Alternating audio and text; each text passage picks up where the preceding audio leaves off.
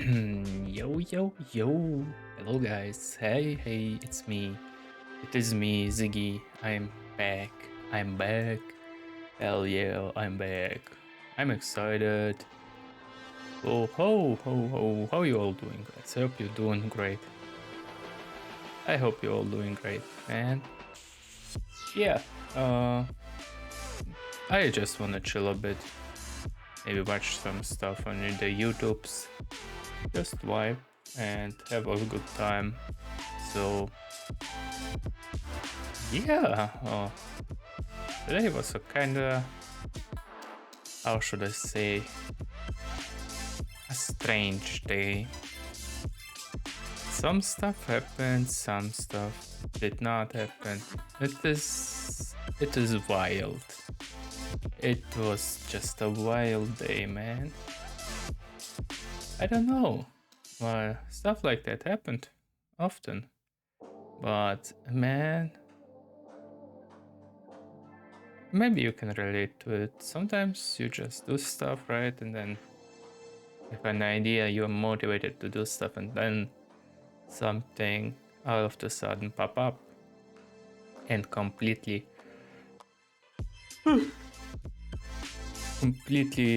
destroys your whole plans, your whole motivation, and then stuff like, hey, how about we shut down your internet for a couple of hours? And what will you do then? And you sit there and thinking to yourself, why? Why me? Why right now? It's kinda annoying, not gonna lie. I guess there is not much that we can do about it. Stuff just happens. The only thing we can try doing is just to ignore it or don't think about it too much, but it is not that easy. Let me tell you that is not that easy. I wish it would be easy to ignore stuff that happens. But it is not. It is not. It is not easy, and probably it won't be easy. I don't know. I don't know. I do not know, man. It is just. It is just, man. It is just something strange. Something super strange. Something you don't really realize happening. What I'm talking about, I have no idea. I'm just talking. I don't know. I don't know. I do not know. I do not know. I do not know. I do not know. I do not know. I don't know. I don't know what I'm talking about. This is the thing about me. I oftentimes do not know what I'm talking about. And sometimes it is so good, sometimes it is bad. But overall, I guess we're gonna try our best. Yeah, I don't know what to do. I have no idea what I wanted to do. I just turned on the stream, posted something on Twitter, and I have no idea. Let's check out what type of games I have. I mean, we could play some UwUwU Master Duels, but I kinda don't feel it right now. Maybe I could play something else. But what, for example, could I play? That's a really good question. I have a bunch of games that I've never played before. And I don't know what to do right now. We could play Ace Combat, or Among Us, or Assassin's Creed, or Atomic Heart, Biota by Prototype, Black Clover, Quartet Knights, Bounty of One, Chained Echoes, Demon Ex Machina, Dead by Daylight, Devil May Cry, Hade Collection, Dragon's Dogma, God of War, Halo the Master Chief Collection, Follow Cure, Impaler, JoJo Bizarre Adventure, Minecraft, Monster Prom, My Hero 1, Nexamon One Piece, Paladins, Potion Permit, Rogue Genocide, Sanjay's Row, Spirit Hunters, Splitgate, Titanfall, Vampire Survivals, Warhammer, I don't know, a bunch of games. Oh, hi. Oh, hi, Wellis. Hello, let me give you a shout out. I don't know. Too many games, too little time. All this. How you doing? Nice to see you here. Hey, it's working, great. Oh, Monster Prom. But I'm so bad at Monster Prom. I'm too bad at Monster Prom, I don't know.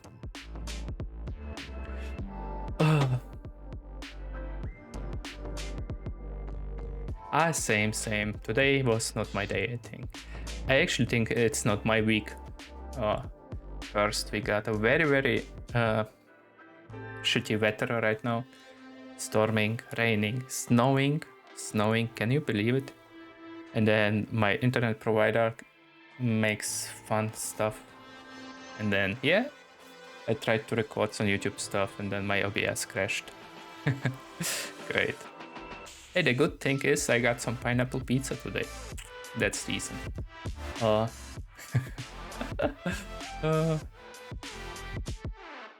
Yeah, boy.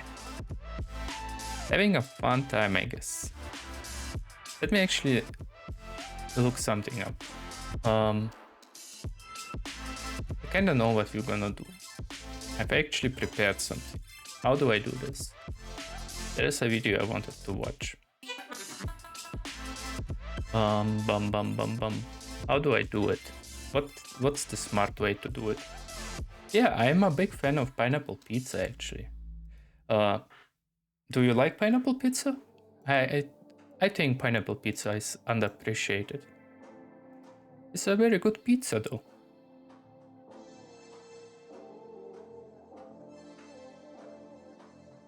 I tried a lot of different pizzas. In my area we have a little pizzeria, bistro who makes pizzas for the towns that around us. And they are pretty good actually. It's self-made, it's pretty affordable, so it's good. I get it. Actually, that's kind of funny. I like pineapple pizza, but I cannot eat pineapple or kiwi. I don't know, after eating pineapple and kiwi, my tongue hurts. That's the problem. I don't know. Now the question, how do you guys eat pineapple, not pineapple, kiwi? Are you eat it with the shell or you eat it only the flesh?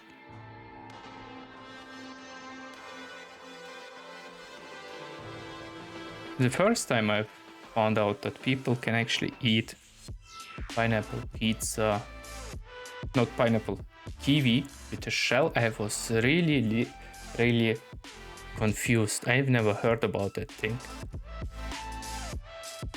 Isn't it kind of gross? I don't know.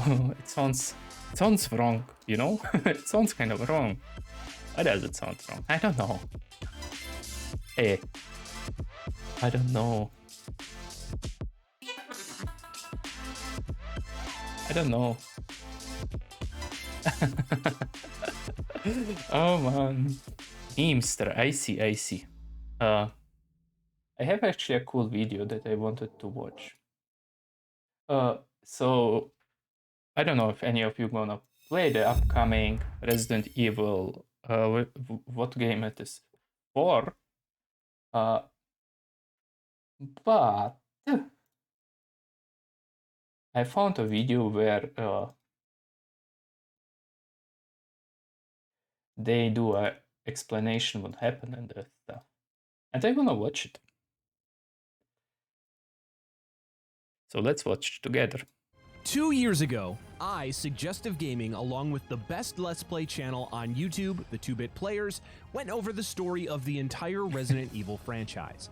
Since then, we've seen the release of the Resident Evil 3 remake, main series installment Resident Evil Village, and an animated series called Resident Evil Infinite Darkness. I like the Infinite Darkness one. For the remake of Resident Evil 4 next year, we've decided to make an updated version of that video with these latest additions. Like the original video, we will only be covering events that are canon to the video game series, which means the Paul W.S. Anderson directed film series is off the table, as well as Welcome to Raccoon City and the Netflix series. And given the breadth of the franchise and the fact that certain games can play out differently depending on which character you pick, we'll have to leave some things out. Isn't it crazy how much impact Resident Evil had on the gaming community and gaming history, especially when it comes to zombies? It's kind of crazy in my opinion. Our story begins on July 23, 1998, where a train owned by the pharmaceutical company Umbrella, called the Ecliptic Express, is suddenly attacked by a swarm of leeches, killing its passengers. I hate leeches. While a mysterious figure overwatches from a nearby cliff. 2 hours later, the Raccoon City Police Department's Special Tactics and Rescue Service, or STARS, send in their Bravo team to investigate a series of cannibalistic murders in the nearby Arklay Mountains. However, I recently found out that Resident Evil had a manga before it came over to US. The team then split up, and their field medic, That's kind of Rebecca crazy, Chambers, in comes my across the Ecliptic opinion. Express, stopped in the middle of the forest. Rebecca enters the train, only to find it overrun by the former passengers, now reanimated zombies due to their Which game exposure is to the this? T-virus. This virus was a creation of the Umbrella Corporations. Created by the progenitor virus, an ancient West African virus, the T-virus' purpose was to mutate biological cells for the betterment of the human race, but eventually developed into a military product. After exploring the train, Rebecca eventually discovers Billy Cohen, a former Marine who was the prisoner the military police truck was transporting. The two begrudgingly form a partnership when they see the mysterious figure outside the train. Shortly thereafter, it begins to move once again. The two are able to stop the train before it speeds off of a cliff, and instead end up directing it towards an abandoned Umbrella research and training facility. There, they learn of the history of the progenitor virus and Umbrella's use of it by the corporation's founders, Oswell E. Spencer, Edward Ashford, and Dr. James Marcus. Marcus was responsible for the discovery of the virus. I've just noticed that a lot of the old school games, especially the, how do you call it, video, the human skin looks like it's soap. It's soaped on. It's kind of strange. Realize that the T-virus has gotten out of control. Wesker decides to leave Umbrella to join our good old Wesker boy. Birkin, however, decides to stay behind to continue his work on a more powerful G-virus. Kind of think Wesker looked like explains that he's planning on luring the Star's Alpha team. Somebody from a boy band, in a sense. The T-virus is already spread to collect data on the infected. From Take That or something like that, I don't know. Wesker in a boy band. After getting separated from Billy, Rebecca meets back up with Captain Enrico Marini from her team, and he informs her of Bravo Team's plan to meet up at a nearby mansion, but allows Rebecca to find Billy first. Just after, however, Rebecca is attacked by a giant bioorganic weapon, or BOW, created by the T-virus known as a Tyrant. I hated those. Before meeting back up with Billy, who is able to help her defeat the creature. Shortly after, Billy and Rebecca finally meet the mysterious figure responsible for the outbreak on the train, who turns out to be none other than Dr. James Marcus, or so it would seem. He reveals that he was assassinated by Wesker and Birkin on the order of Spencer 10 years prior,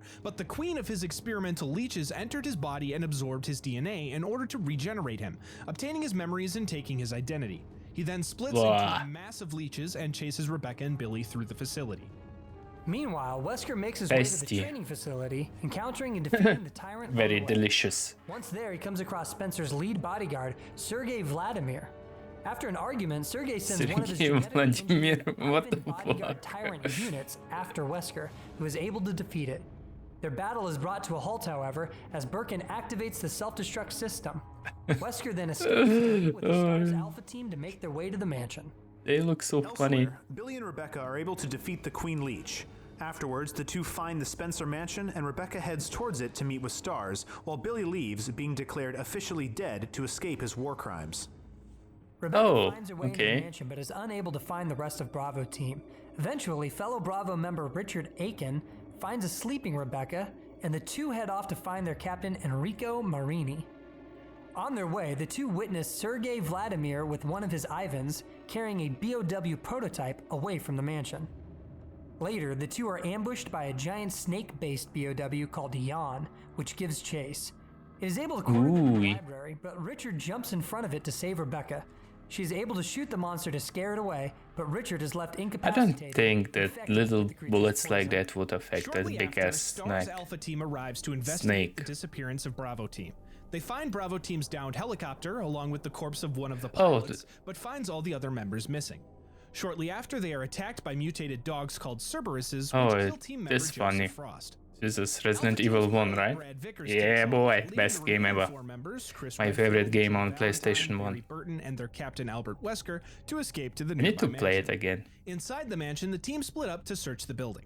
The Bravo team members are found inside, but all of them are Iconic either scene. dead or die from their injuries, including One of the Richard, best. who sacrifices himself to save an Alpha team member. Jill works with Barry while Chris meets up with Rebecca.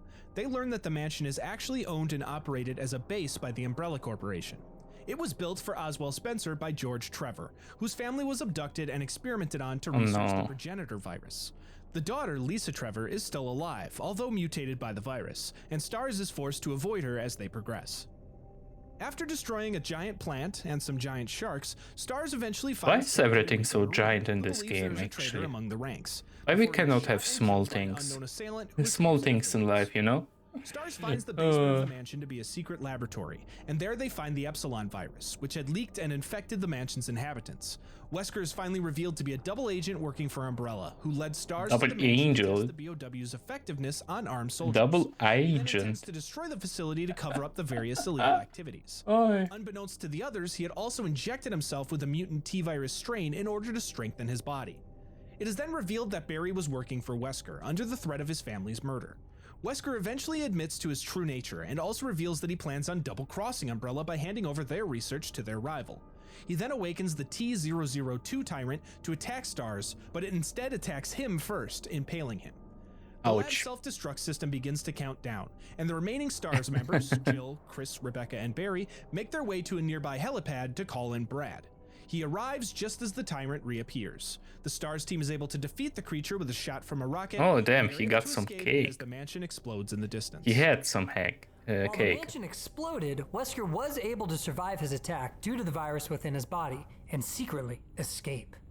Fighting Lisa Trevor on his way, Wesker traps her inside as he leaves, finally putting her out of her misery with the mansion's destruction. 2 Ooh. months later, in Raccoon City, 8 patrons in Jay's bar witness a news report about increased violence in the city. Oh yeah, this is one of the games I had on the PlayStation 2, but I've never actually managed to get out of the first stage. Infected zombies. They eventually reach the Raccoon Mall where the police intend to detonate explosives to kill a massive group of zombies. 2 of the police are killed, however, forcing the group to assemble the detonator themselves, using it to kill the zombies. They then leave as more police reinforcements arrive to secure the city. Elsewhere in the city, 2 firefighters Okay. investigate the boiler room of the nearby Apple Inn before it explodes, trapping them and the other survivors from the bar inside. After fighting a mutated civilian called the Suspended, they're able What? to escape into the city. Later, Cindy Lennox, the waitress of Jay's bar, approaches the Raccoon Zoo, noticing a note indicating an evacuation chopper's planned arrival. The survivors enter the zoo and are attacked by various infected animals, but are able to escape to a tram. However, as the tram is leaving, it is brought to a stop as the evacuation helicopter crashes, killing another group of survivors nearby. Elsewhere in Raccoon City, Jill Valentine awakens inside her apartment, where she has been investigating the Umbrella Corporation. Unaware of the ongoing outbreak, Jill receives a frantic call from Brad Vickers, who warns her to get out of the city immediately. Before she has a chance to react, however, a massive human-like BOW crashes through her wall and attacks, forcing her to run through her apartment building while the BOW gives chase, destroying everything in its wake. Mr. Jill X. eventually escapes the monster, emerging into the city streets to find it in a state of chaos. That's actually a very Finds good her and game. tells her the monster has been searching for the remaining I really Stars like that members in one. the city, which now includes just them. They are soon swarmed by the infected and forced to run, but Brad is bitten. Knowing what comes next, he stays behind and forces Jill to go on without him. Jill continues to run to find safety, eventually finding a man in a parking garage who locks himself into the trailer of a semi-truck. Oh, Jill makes her way to the roof of the garage just as a helicopter flies above. She Jill flies is so down, and badass Tyler calls her to actually. get in as he One of the lands. As she badasses approaches, in however, this the game. BOW from her apartment destroys the helicopter. Jill enters a nearby car and drives it into the creature, plunging them both off of the roof and down to the streets below. This proves to be only a minor setback for the monster, who simply stands and walks towards Jill as the Nemesis. car explodes around him. You do be As it cute. reaches her, however, a man nearby shoots a missile at it, temporarily incapacitating the creature. The man Carlos. rushes over to Jill, introduces himself as Carlos, and takes her underground to a subway station. where his fellow Umbrella Biohazard Countermeasure Service members have established a makeshift shelter. Despite Jill's hesitation to trust Umbrella operatives, she nonetheless follows Carlos to the shelter.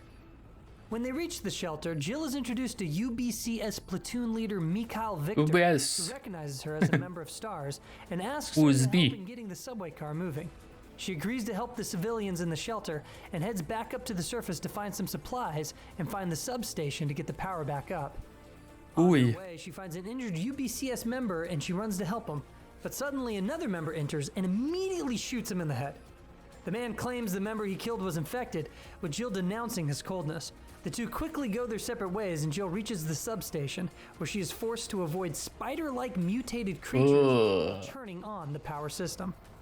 After she turns on the power, Jill calls Carlos, who tells her to go to the subway company's office to enable the traffic control system so the trains can move. Okay. On her way, however, she is again ambushed by the giant Nemesis. BOW, which she is able to escape once again to reach the traffic control office. She inputs the route into the system, then makes her way back to the subway station, encountering her nemesis once again on the way. Back at the subway, Jill regroups with Carlos as the man she encountered earlier who shot his own man, Nikolai, arrives. Oh He no. expresses his frustration that Jill is there before walking off just as the BOW begins to break in. Carlos closes the security gate while Jill slips out to distract the BOW to buy them time. She lures the creature away from the train, eventually losing it in the sewers. After fighting through several fish-like BOWs, Jill Did you guys ever notice that in every Resident Evil game there is always an underground laboratory of the Umbrella Corp? Isn't that crazy? Now wielding a flamethrower.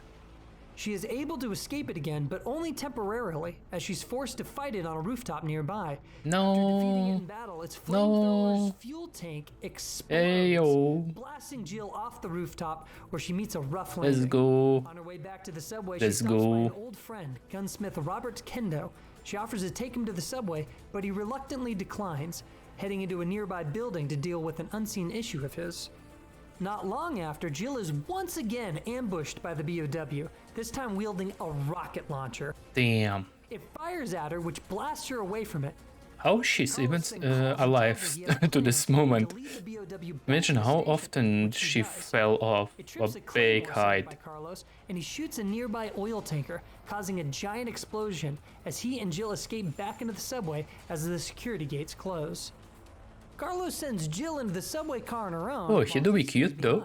Being sent by Mikhail to join another operative named Tyrell to look for a scientist whose vaccine research could stop the outbreak. During the train ride, Mikhail expresses his distrust towards Nikolai, but their conversation is cut short by an explosion. When they investigate, they find the BOW chasing Jill has destroyed part of the train. Oh no. And climbed aboard. Daddy's home. Runs, but finds that Nikolai, knowing the BOW is after Jill alone, locks her in the train car to deal with it. The BOW grabs Mikhail with its tentacle, but he sacrifices himself to detonate an explosive charge, blasting the train car off the tracks and knocking Jill unconscious. Meanwhile, Carlos and Tyrell reach the Raccoon City Police Department, where they witness an infected Brad Vickers attack and bite an RCPD officer. The pair then enter the station and find the STARS office to contact Dr. Nathaniel Bard, who is trapped in a nearby hospital. He asks for their help after revealing that Umbrella is killing the researchers to cover up the operation. Oh no. Tyrell tries to track the doctor's location while Carlos receives word from Jill that the train derailed before their communications are cut off. He then rushes off to return to the subway to check on Jill. Meanwhile, Jill reaches the surface, watching the BOW, now aflame, jump into the nearby river and calls Carlos again, who informs him about the train crash and Nikolai's betrayal. However, the BOW emerges from the water, now mutated. Isn't it crazy? And it attacks her, forcing a Nemesis is just so insane. Look at how big he Jill is. is able to take it down with a grenade launcher, but as she walks past it, it grabs her. She's able to close a gate to separate the two, but it is able to stab her as she runs away, leaving a tendril in her arm and infecting her, causing her to convulse. Nikolai then walks up to the gate and smiles as she passes out. Meanwhile, Claire Redfield is searching for her brother. Another badass. And rookie RCPD officer Leon S. Leon, the separately goat. stopped at the same This is why gas he is the station, goat. which they find to be under attack by zombies. The pair meet The and take a nearby zombies. sheriff deputy cruiser to the city.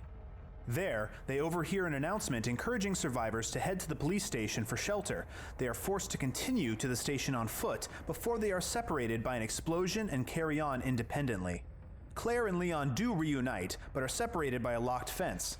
A nearby rescue helicopter is shot down and explodes, ending their reunion. I mean, I kind of like the old school PlayStation 1 begins to stalk our heroes. graphic. Claire finds an underground tunnel and traverses through it. And the remake was kind of cool. However, Oh, I was a fan of the OG. creature wearing a lab coat. She's able to temporarily defeat the creature, and This the was two such make an their way into annoying the police boss station's fight, parking actually. garage. But there, they are surprised by corrupt police chief Brian Irons, who kidnaps Sherry and takes Oh my her to an god, abandoned that orphanage. dude, I hated Then him so calls Claire, much. demanding she bring him a pendant that Sherry dropped, and she reluctantly agrees. He's After she heads freaking off, Leon finds his insane. way to the parking lot Oh, and meets another FBI cool agent character. Ada Wong. Ada In the Wong. station's cell area, they find a reporter named Ben Bertolucci, who was arrested by Irons for investigating Umbrella's shady operations. However, Ben is killed by the tyrant, who attacks Leon, but he is saved by Ada. The two then agree to work together and head through a gun shop owned by Robert Kendo, who takes his infected daughter aside before a single gunshot is heard, before Leon and Ada head to the city's sewer system. Another Sherry sewer attempts to sneak system. past Irons to escape the orphanage, but she's unable to escape him. However, the creature in the lab coat reappears and infects him. Shortly after, Claire arrives and finds Irons, who is killed by the parasite he was infected with. Claire then finds Sherry in a facility under the orphanage, but the two are she found by could. the tyrant. During their escape, the creature appears once again and kills the tyrant, but turns its attention towards the two. It attacks an elevator they're in, causing it to drop violently, knocking Claire That's actually unconscious and forcing pretty Sherry scary to if head the off on her elevator own. fell down. Claire Would is fall down. awakened by Annette Birkin, Sherry's mother. She informs Claire that the creature chasing them is her husband, William, mutated. She also reveals that she took Sherry before leaving suddenly. Claire heads off and eventually finds Sherry trapped inside of a trash compactor by Annette. Through her travels to unlock the compactor, Claire discovers proof of the truth. William had escaped with the G-Virus, hoping to sell it to the US military. G-Virus, D-Virus, B-Virus. A lot of viruses, actually. However, in order to survive, he was able to inject himself with the virus in his final moments. He then hunted down and killed the soldiers, shattering the vials of the T-Virus they held and causing the outbreak in Raccoon City. Whoa. Claire encounters William and fights him once again before Always successfully should put a opening the big compactor. glowy Inside, eyes. she rescues Sherry, but finds her to be infected by William, who had been hunting her due to her DNA closely matching his, allowing for the virus to spread. Annette tells Claire that she can heal Sherry at her lab, an umbrella facility called Nest. Meanwhile, Leon and Ada also come across Annette. Ada informs her that they're there for the G-Virus, but Annette responds that it won't be possible. She then ignites an infected corpse before opening fire. Leon tackles Ada and takes a bullet for her, passing out afterwards. Look how Ada passionate follows they Annette, are to eventually tell us finding the but story also of getting Resident knocked into a Evil. trash compactor. Leon awakens and rescues Ada. I mean, and the that two all head happens to in the Nest same year, to get a actually, sample of the virus. 1998. On their way, Leon and Ada share a moment, and Oh, a kiss, and kawaii. Leon continues on as Ada is too injured from Now her the fall question. into the compactor. Claire Leon or takes a sample of Ada? Battle's William. That's a tough Afterwards, Annette choice. reveals That's that a Ada tough is choice. not actually an FBI agent, but rather a mercenary who plans to sell the virus. Leon confronts Ada and she admits her deceit, pulling a gun and demanding Leon. I kinda hand like over the Ada virus. more than Annette Claire. shoots her, however, and she slips off the bridge they stand on. It Leon is reaches to kinda catch her, cool. dropping the If you virus watch into the abyss the beneath the lab. animated Leon movies, loses his grip, however, and Ada Ada falls is as insane well. in there. Meanwhile, Claire finds the vaccine for the virus, unlocking it with Sherry's pendant. She also battles William as Annette administers the virus to Sherry. Claire emerges victorious and Annette succeeds in curing Sherry before dying from wounds incurred by William. Oh, she did the poke Afterwards, the face. facility begins a self-destruct sequence, and Claire takes Sherry to an evacuation train, where she successfully communicates with Leon. After One of the fighting and best defeating William weapons once in again, all Claire Resident enters the Evil train is and the takes first off. shotgun you can find. Elsewhere, Leon encounters the tyrant once again, and Ada, who somehow survived her fall, tosses him a grenade launcher to help him defeat Lol. the creature. He does so and escapes to find the moving train, hopping on and finding Claire and Sherry inside. The train is attacked again by the final remains of William. The pair are able to defeat him once and for all, and the three finally escape the city. They leave the train to continue on foot, That's a cool and Leon game. and Claire swear to continue their fight to take down Umbrella, and the three agree to stay together, at least for now. Ooh. Afterwards, the sole Foreshadowing. survivor of William Birkin's attack on the Umbrella operatives, codenamed Hunk, escapes the city with a Oh, sample of Hunk the is T insane. virus. At a Hunk is the temporary best. shelter, Dr. George Hamilton finds a note from his colleague, Dr. Peter Jenkins, asking him to help Jenkins. at the nearby Raccoon University. George takes some survivors to help Jenkins at the university, but when they arrive, they find him dead by I mean, gunshot to the back of the sometimes head. They find his notes around referencing an Resident antivirus Evil, called Daylight intended to fight the which T one virus. was it? The survivors then set out to Uh, find the so materials needed to The synthesize first antivirus. Resident Evil, they were more Elsewhere, a of team of mercenaries working for stealthy Umbrella encounter type an of stuff, experimental right? tyrant And then unit later on called it Thanatos, become created by rogue FPS Umbrella like, researcher Greg Mueller. which is a good thing Nikolai and a bad arrives to thing. collect a sample of Thanatos' blood, which he does, enraging the monster and causing it to kill all of Nikolai's ground troops. No, The canister of no. blood falls, and the survivors are able to retrieve it to But obtain one then of the Daylight he just components. slapped him, They then the obtain real two slap components and head champion. to synthesize the vaccine. Upon doing so, however, they are interrupted by Mueller, who threatens them with Thanatos before he is shot dead by Nikolai. The survivors then escape with No. the sample, and Nikolai starts a timer on a detonator of C4 charges throughout the university. The survivors escape and battle Thanatos, finally defeating the monster. People The here do be helicopter then rescues loving them as their they escape with the C4. sample of Daylight. Sometime say. later, Carlos finds Jill and carries her off to the nearby. So this Spencer all Memorial happens in the Hospital same- to look for Dr. at the Bard same and time. hopefully his vaccine. After Interesting. fighting off several Hunter Beta BOWs, Carlos finds Dr. Bard. However, he is dead, with a bullet hole in his head. He investigates a nearby computer, finding Bard's final message, where he admits to Umbrella's involvement in the T-virus creation and outbreak. In the video, he explains he has a sample of the vaccine in his office, with more stock of it downstairs. He again warns that Umbrella plans to kill him, erase any trace of the vaccine, and cover up the entire ordeal. Carlos grabs the vaccine sample and heads back to give it to Jill. After injecting it, Carlos and Jill both rest, but Carlos is later awoken by Tyrell. It's cool watching those types of videos where they explain what happened in video games if you don't have the time or did not play the games to understand the The story. next day. Because Carlos then for me, fights I off did an not play onslaught of Resident Evil infected and Hunter 4. Betas before heading underground I to really look for the wanna rest of the vaccine play before it. the military strike. I don't know if I should play the Afterwards, Jill old wakes school up and or speaks wait with to Tyrell. the He fills her release in of on the the situation. remake. She heads to the underground storage facility to look for Carlos. Later, Tyrell arrives, telling her that he was able to speak with the military to delay the missile launch if they can deliver the vaccine. When they arrive at the storage facility, I don't know, Jill's would nemesis it be arrives that and kills difficult Tyrell, to make a forcing live him to run off. action She finds the following vaccine facility, only the but learns that video she game has to story? I think synthesize it would be herself. cool. She collects the samples required. I mean, and places we it had some into the good machine, attempts successfully in synthesizing Resident it Evil and obtaining 1, the vaccine sample movie, to turn over but to then the it government. turned kind of Just 3D after, she is grabbed by the BOW and is cinema-like-ish. chased into a giant room with several large tanks. She drops the vaccine and falls off a catwalk, grabbing Ouch. the edge and hanging on. Nikolai arrives and grabs the vaccine, telling Jill that he's going to record and sell the combat data from her battles with the Nemesis. He then kicks her off the ledge, and she is forced to fight the creature Wow. one-on-one. Honestly, how is she Carlos still arrives to alive? provide support during the battle, and How the pair are able to her work together to bones defeat the are creature. Jill intact escapes after and all comes those across falling Nikolai, down? who she threatens That's to hand over the insane. vaccine. He refuses and runs off, leaving her to fight yet another, larger mutation of the Nemesis. Carlos arrives shortly after, but Jill sends him to catch Nikolai before she battles the Nemesis for the last time. After their final battle, Jill obliterates the monster with an my God. experimental railgun before rushing off to the elevator to find Carlos. Does a and real Nikolai. gun exist in On real the roof life, of I the wonder? facility, she finds an incapacitated Carlos on the ground, and Nikolai ambushes her. He then throws the vaccine to her, but shoots the vial, destroying the sample. He then reveals that his unnamed employer is paying him to bring down Umbrella. They then It's hear an announcement Wesker. that the missile has launched, and they have 10 minutes until impact. But as Nikolai starts to leave, Carlos attacks him. The two fight, and Jill shoots Nikolai in the chest. Carlos enters a nearby helicopter, and Nikolai offers the truth behind his employers and motives if they take him with them. Jill refuses, however, as she enters the helicopter to leave with Carlos, instead electing to figure out the truth on her own. She's so cool. I like Claire then fly Jill. off, leaving Nikolai and Jill Raccoon City behind, Eda while Valerie chef's takes kiss. down Umbrella. Good characters. Good written characters. Elsewhere, we find an Umbrella Security Service member, Captain Rodriguez, preparing to leave the city in an aircraft with a stolen BOW.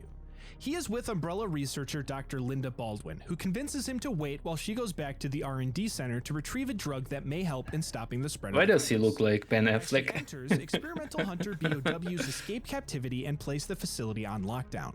Baldwin is able to obtain her sample, but cannot escape the facility until the lockdown is released.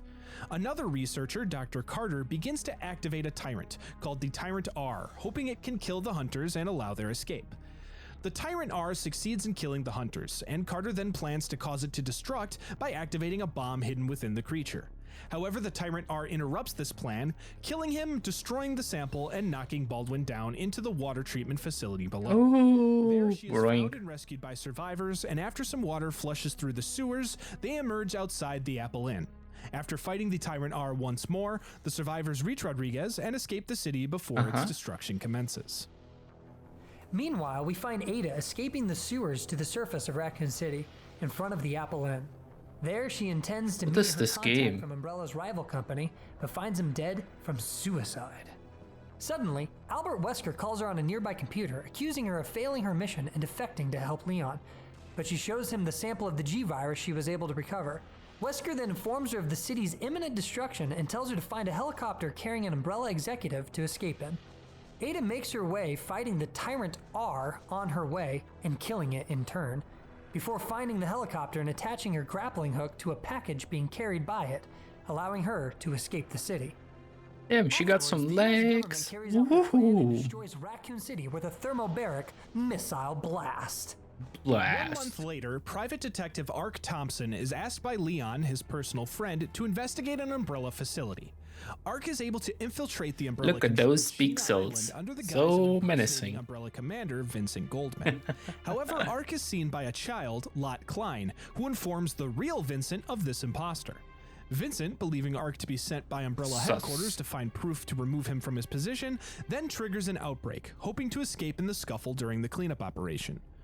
During the outbreak, Vincent discovers... Is it a Nintendo DS game? The two have a quick fight where Vincent grabs Ark's dog tags, but Ark is able to escape to the helipad and commandeer the chopper there. Vince grabs onto the landing skids. Oh my god, I love it. Causing Vincent to fall to the ground, and the helicopter crash lands with Ark still inside. That's so funny. Ark recovers, he wakes up with a gun, but no memory of who he is or why he is there. He fights through the island's infected inhabitants, finding Vincent's unconscious body, holding his dog tags. Is this Minecraft? It's so plucky. Eventually, Ark finds photographs of him impersonating Vincent, leading him to believe that he is in fact the commander and the perpetrator of the horrible acts on the island. Ark continues through the island, finding the Umbrella facility and 2 children, Lot and his sister Lily, whose parents were employees of Umbrella. They initially fear him, believing they'll be punished for revealing his identity to Vincent, but he protects them and earns their trust, leading Lot to reveal Ark's true identity to him, which sparks him to regain all of his memories. The facility suddenly triggers a self-destruct sequence, and Ark sends the kids to the facility's railway station where he will meet them. However, on his way, Ark encounters the prototype Hypnos T-type Tyrant. After fighting the Tyrant, Ark heads to the railway and the 3 regroup and take the tram to the helipad for evacuation. There, the Tyrant attacks once again, but Ark defeats it and takes off in the helicopter. However, still not quite done, the Tyrant grabs the helicopter, but Ark fires 2 missiles. He has so funny legs. The 3 then fly off in the distance, not quite knowing what their future holds. 3 months after the destruction of Raccoon City, Claire infiltrates an Umbrella facility, still searching for Chris. Claire is captured by Rodrigo Juan Raval and imprisoned in the remote Rockford Island facility. While unconscious in her cell, she is awakened by the sound of a nearby explosion. Rodrigo arrives and releases Claire from her cell, believing they all will be dead soon anyway. Explosion. Outside, Claire discovers that an outbreak of the T-virus has occurred on the island. Oh no. Shortly after, she comes across a fellow escaped inmate, Steve Burnside, and the two discover that Chris has been under surveillance by Umbrella. Claire uses a facility's PC to contact Leon to inform Chris of the capture and Umbrella surveillance. Claire continues on and finds the Ashford estate. Wait, Eventually does meeting she its have an inhabitants, RPG? twins Alfred and Alexia Ashford, who try to hinder Claire and Steve's progress. The pair eventually discover Alfred to be disguising himself as his sister as part of a dual personality disorder before they are able to escape the island in an airplane. During Oh, their flight, I did not attacked play by the that game. TO-78 Tyrant, which Claire is able to fend off. How many before the tyrants ship's are there, autopilot actually? activates and takes them to an umbrella A facility whole in alphabet? Antarctica. There, they are again confronted by Alfred, who Steve is able to shoot, causing him to fall into an abyss. Just after this, the mutated remains of Alexander Ashford, the twins' father, as well as son of Umbrella co-founder Edward Ashford, awaken as the Nosferatu, and it Spooky. attacks the pair as they reach a He got helipad. slapped. Claire fights the creature and kills it, allowing her and Steve to take a nearby snowmobile and head off to a nearby research outpost. This is me tomorrow, trying to get to Alfred work. calls to find his sister, in the Alexia, snow. waking from a Oh no, cryogenic she's sleep naked. she was put under after she injected herself with the T. Veronica virus the family Veronica. developed 15 Oh, years it's prior. Project Now Veronica, awakened right? with mutated abilities, but her consciousness intact, she's able to dispatch a tentacle to capture Claire and Steve. Oh yeah, She Resident then Evil cradles likes her some brother tentacles. As he finally dies. In the meantime, Chris Redfield arrives on Rockford Island after receiving Claire's Oh, message look at from those Leon. textures. While Oh, searching the island to 4K. determine where Claire has gone, Chris comes across Albert Wesker, who was hired by a new organization to capture Alexia for a sample of the T. Veronica virus. Surprisingly, Wesker now possesses superhuman strength and speed. Wesker Yeah, reveals Claire's location to steroids, Chris right? before leaving to search for Alexia. Chris Why heads does to dude look like Antarctic and the discovers dude from Nosferatu Twilight? recovered and sprung up to hang by Alexia. Chris is able to defeat her defenses and reach Claire in a replica of the Spencer Mansion within the base. They are separated by Alexia's tentacles, and Oh Claire yeah, heads off alone to tentacles. We search love for some Steve. good tentacles, Claire man. finds Steve, but he is unfortunately infected by the T. Veronica virus. He then mutates into a giant axe-wielding creature and attempts to kill Claire. One of Alexia's tentacles captures Claire, and Steve is able to fight the virus to free her. Steve then reverts back to his normal self and professes his love for Claire before dying from his wounds. Oh, In the main hall, Chris watches Wesker confront Rom-com. Alexia. She refuses to turn herself over and mutates into a more powerful form to battle Wesker. He then leaves Chris she to puts handle the on her situation power before he runs suit. off. Resident Chris Evil is waits basically Alexia, Power defeating Rangers if her, you then think heading about off it. to rescue Claire. However, Alexia arrives again, and Chris is forced to take her down again to protect his sister. Alexia then mutates further, and Chris Ugh. uses an experimental weapon called the Linear Launcher to take her out once and for all. As they attempt to escape the now self-destructing facility, Wesker captures Claire, and Chris No. gives chase. Not Outside, Wesker. Wesker releases Claire, revealing that his men have taken Steve to extract the T. Veronica virus remaining in his body. Wesker taunts that maybe Steve can be revived as he was to see Claire again. Chris convinces Claire to leave as he fights Wesker one-on-one. After the fight, the exploding building causes injury to Wesker, causing him to flee, warning Chris that the next time they meet will surely be their last. Oh no. Chris then reaches a plane that Claire found, and the two fly off, escaping the facility as it explodes. How do they know Chris how vowed to destroy fly a love freaking once jet and for all. 2 train? years later, the U.S. Army sends a task Oh, force that's to the one. Afghanistan, which is currently engaged in a civil war.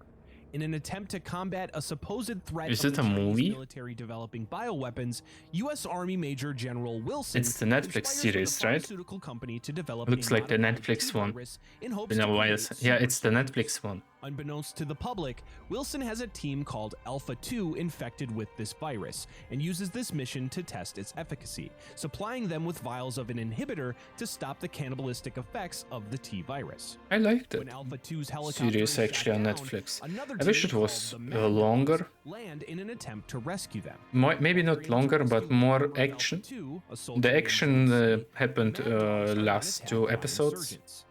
Later that night, the rest of the corpses from Alpha 2 are hung up by rope and set aflame.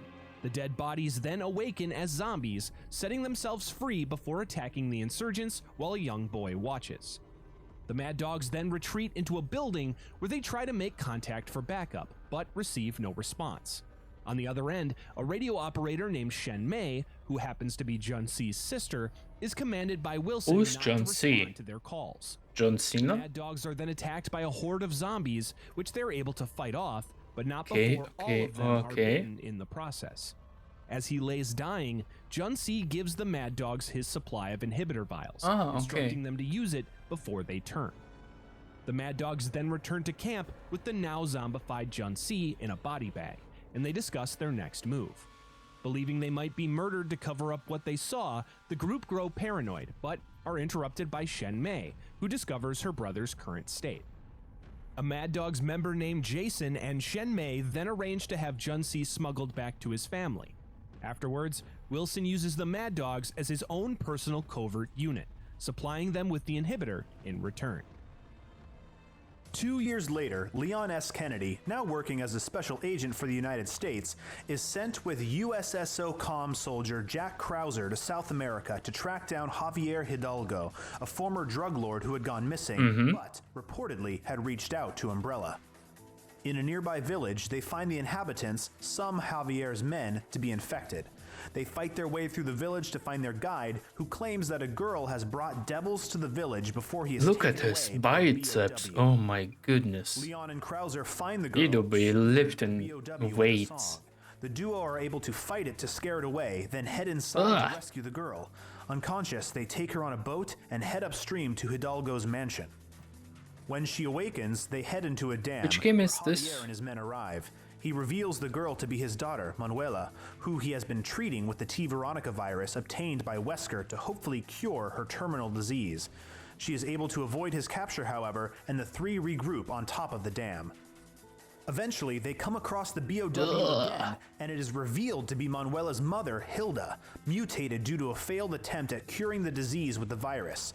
As they kill her, she shoots out a spike from her body, piercing Krauser's arm, infecting him with the virus. Krauser. Javier then merges himself with a plant harboring the T. Oh no, virus. it's plant Manuela sex. focuses the power of the virus inside of her, and she helps kill the No, monstrosity it's that real took care of her freaking father. Power Rangers time. Afterwards, the three escape on a helicopter. Manuela is taken in by the government, and Krauser is discharged from the military for his injuries. But inside his own mind, he knows the path he must take to harness the power now inside of him. Sometime later, disgraced former Umbrella employee Morpheus D. Duval is aboard the Umbrella-owned Morpheus. Spencer Range Ooh. ship, holding the world hostage on the Morbius. threat of releasing the virus unless he receives a ransom from the US and China of $1 billion. Damn. Bruce McGivern is sent by a United States government task force developed to take down Umbrella, and a Chinese agent named Fong Ling is sent in by her respective government. Bruce is confronted by Morpheus on the ship's foredeck and held at gunpoint. Fong Ling surprises the both of them with a So grenade. this is allowing actually Bruce a to good escape into the a good ship point and to injuring say. Morpheus. In a lot of To heal movies you himself, see that Morpheus the injects main himself character with or an the experimental characters combination of the T-virus trigger and the antivirus the grenade by pulling out the ring with the teeth, but it will never work. It will break down your teeth if you try to do it. Bruce is aided again by Fong Ling to emerge successful. The two then work together to return power to the ship and access the bridge, where they discover the ship's collision course towards a nearby island. Bruce then fights an escaped experimental T+G virus tyrant called Why does he look like the Titan and is able to from defeat it before Attack jumping on into the ocean and Titans? swimming towards the shore of the island. There, Bruce and Fong Ling find that the island was repurposed by Umbrella as a waste disposal facility for BOW experiments. BOW. Defeating some of them, they learn that Morpheus has reached a deal with China, who will pay his ransom if they kill Fong Ling. Bruce cuts out a tracking device in her tattoo, rendering them unable to kill her by orbital strike. Bruce defeats a large Oh, look at BOW this chunky called boy. Pluto before Morpheus arrives and sends the elevator he and Fong Ling are in crashing to the sea. Morbius arrived. They are able to survive, but later Fong Ling is captured by Morpheus. Bruce is able to finally defeat Morpheus after the G component of his virus took control, allowing Bruce to deal enough damage to kill the beast. Afterwards, Bruce and Fong Ling escape using a nearby boat, and the two share a kiss, with Fong Oh, returning to the kawaii. US in a rescue helicopter with Bruce. Echtelmechtel. Months later, Jill Valentine and Chris Redfield reunite on a new mission together to investigate a town in the Caucasus region of the Russian Federation for BOW activity. They quickly discover everyone in the town to be infected by the T-virus and conclude that Umbrella's to blame. They find one survivor, a girl named Anna. They find Wesker, who doesn't take responsibility for the outbreak, instead claiming it to be an accident.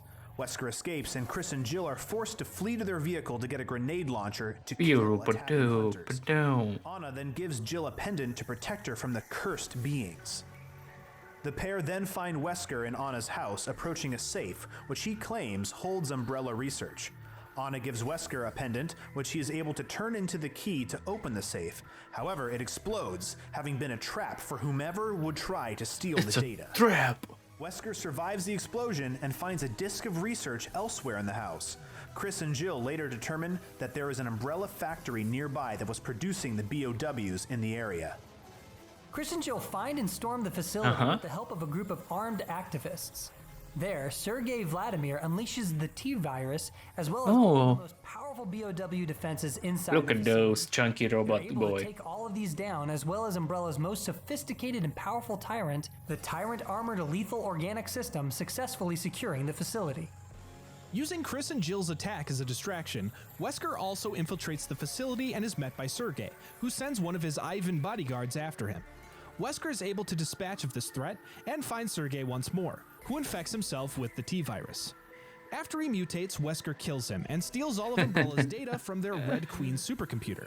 He then erases the machine and leaves. So this is with the a new thing goal. about T-viruses. Can you Afterwards, actually Umbrella is tried and found guilty of control crimes revolving how around the Red you Queen turn out to be the T-virus tyrant stuff? Have you control over it, or is it just random? Wesker It's then a cool uploads all of the stolen data into his question I computer, have. vowing to meet Spencer again. A year later, the floating Mediterranean city of Terra Grigia is attacked by the bioterrorist outfit Il Veltro.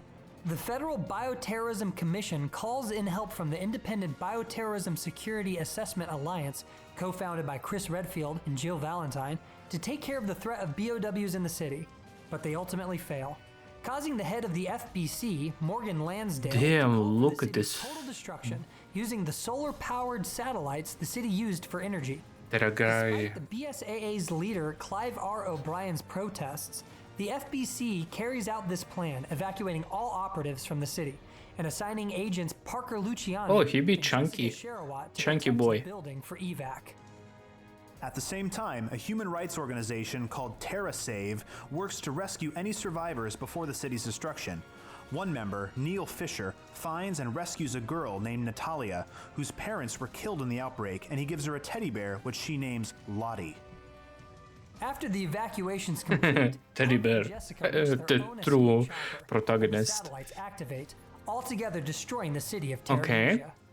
Disappointed by the FBC's decision to destroy the city instead of saving it, the pair then leave the commission to join the Oh, look, BSAA. her nails on a fleek.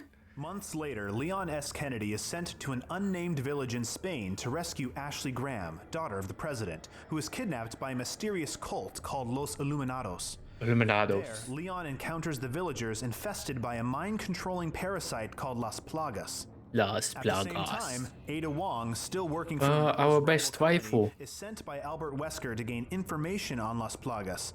She sees Leon battling the villagers and makes her way to the nearby church, ringing the bell to lead the villagers away. Leon then meets a captured Luis Serra, who unbeknownst to him is a researcher planted by Wesker's organization, who Ada is currently working for. The two are then captured, and the cult's leader, Osmond Sadler, injects Leon with the parasite while he's passed out. When the two awaken, they are able to break their bonds and Luis runs off. Leon then makes his way towards a nearby church after learning that Ashley might be there. On his way, he is accosted by Los Illuminados priest Vitores Mendez, but Ada arrives and shoots him, distracting him to chase her instead. She is then shot with a tranquilizer dart and captured by the cult, who she is able to escape easily. Look at Leon those fights a giant moves. plague-infected creature called the Del Lago before collapsing in a nearby cabin due to his exhaustion and festering infection. After waking, Leon makes his way to the church and rescues Ashley. However, upon leaving with her, the pair are confronted by Sadler, who reveals that not only has Leon been infected with the parasite, but so has Ashley. Los Illuminados plans to allow the two Wow. to return to the president, then take control with the Plagas to infect and subsequently control the president and other powerful figures in turn. That's The insane. two are able to escape the church and make their way back to So the cabin, this where is they meet Resident Evil 4, right? After Yeah. defeating an onslaught of attacking ganado, or those infected with the plagas, Luis steps out and speaks to Ada alone, who he informs that he is leaving to gather a sample of the parasite for her. Leon and Ashley then head off to reach a nearby castle, hoping to take refuge until they can extract. On their way, they are again confronted by Mendez. He looks but Leon like is able to Rasputin kill from him and take his Anastasia. artificial eye, using it to activate a retinal scanner and open the gate to the castle. Inside the castle, Leon meets Ramon little Salazar, guy. the Castellan of the area. Salazar, a 20-year-old, despite his appearance, reveals that he is also infected with the Plagas, but the dominant species allows him full control of his Who are mind, those? as well as the Predators? Leon and Ashley leave to go to the center of the castle, but Ashley begins to cough up blood due to her infection. Distraught by this, she runs away from Leon, getting Why? captured in the process. Leon searches the castle for Ashley and is eventually confronted by Ada.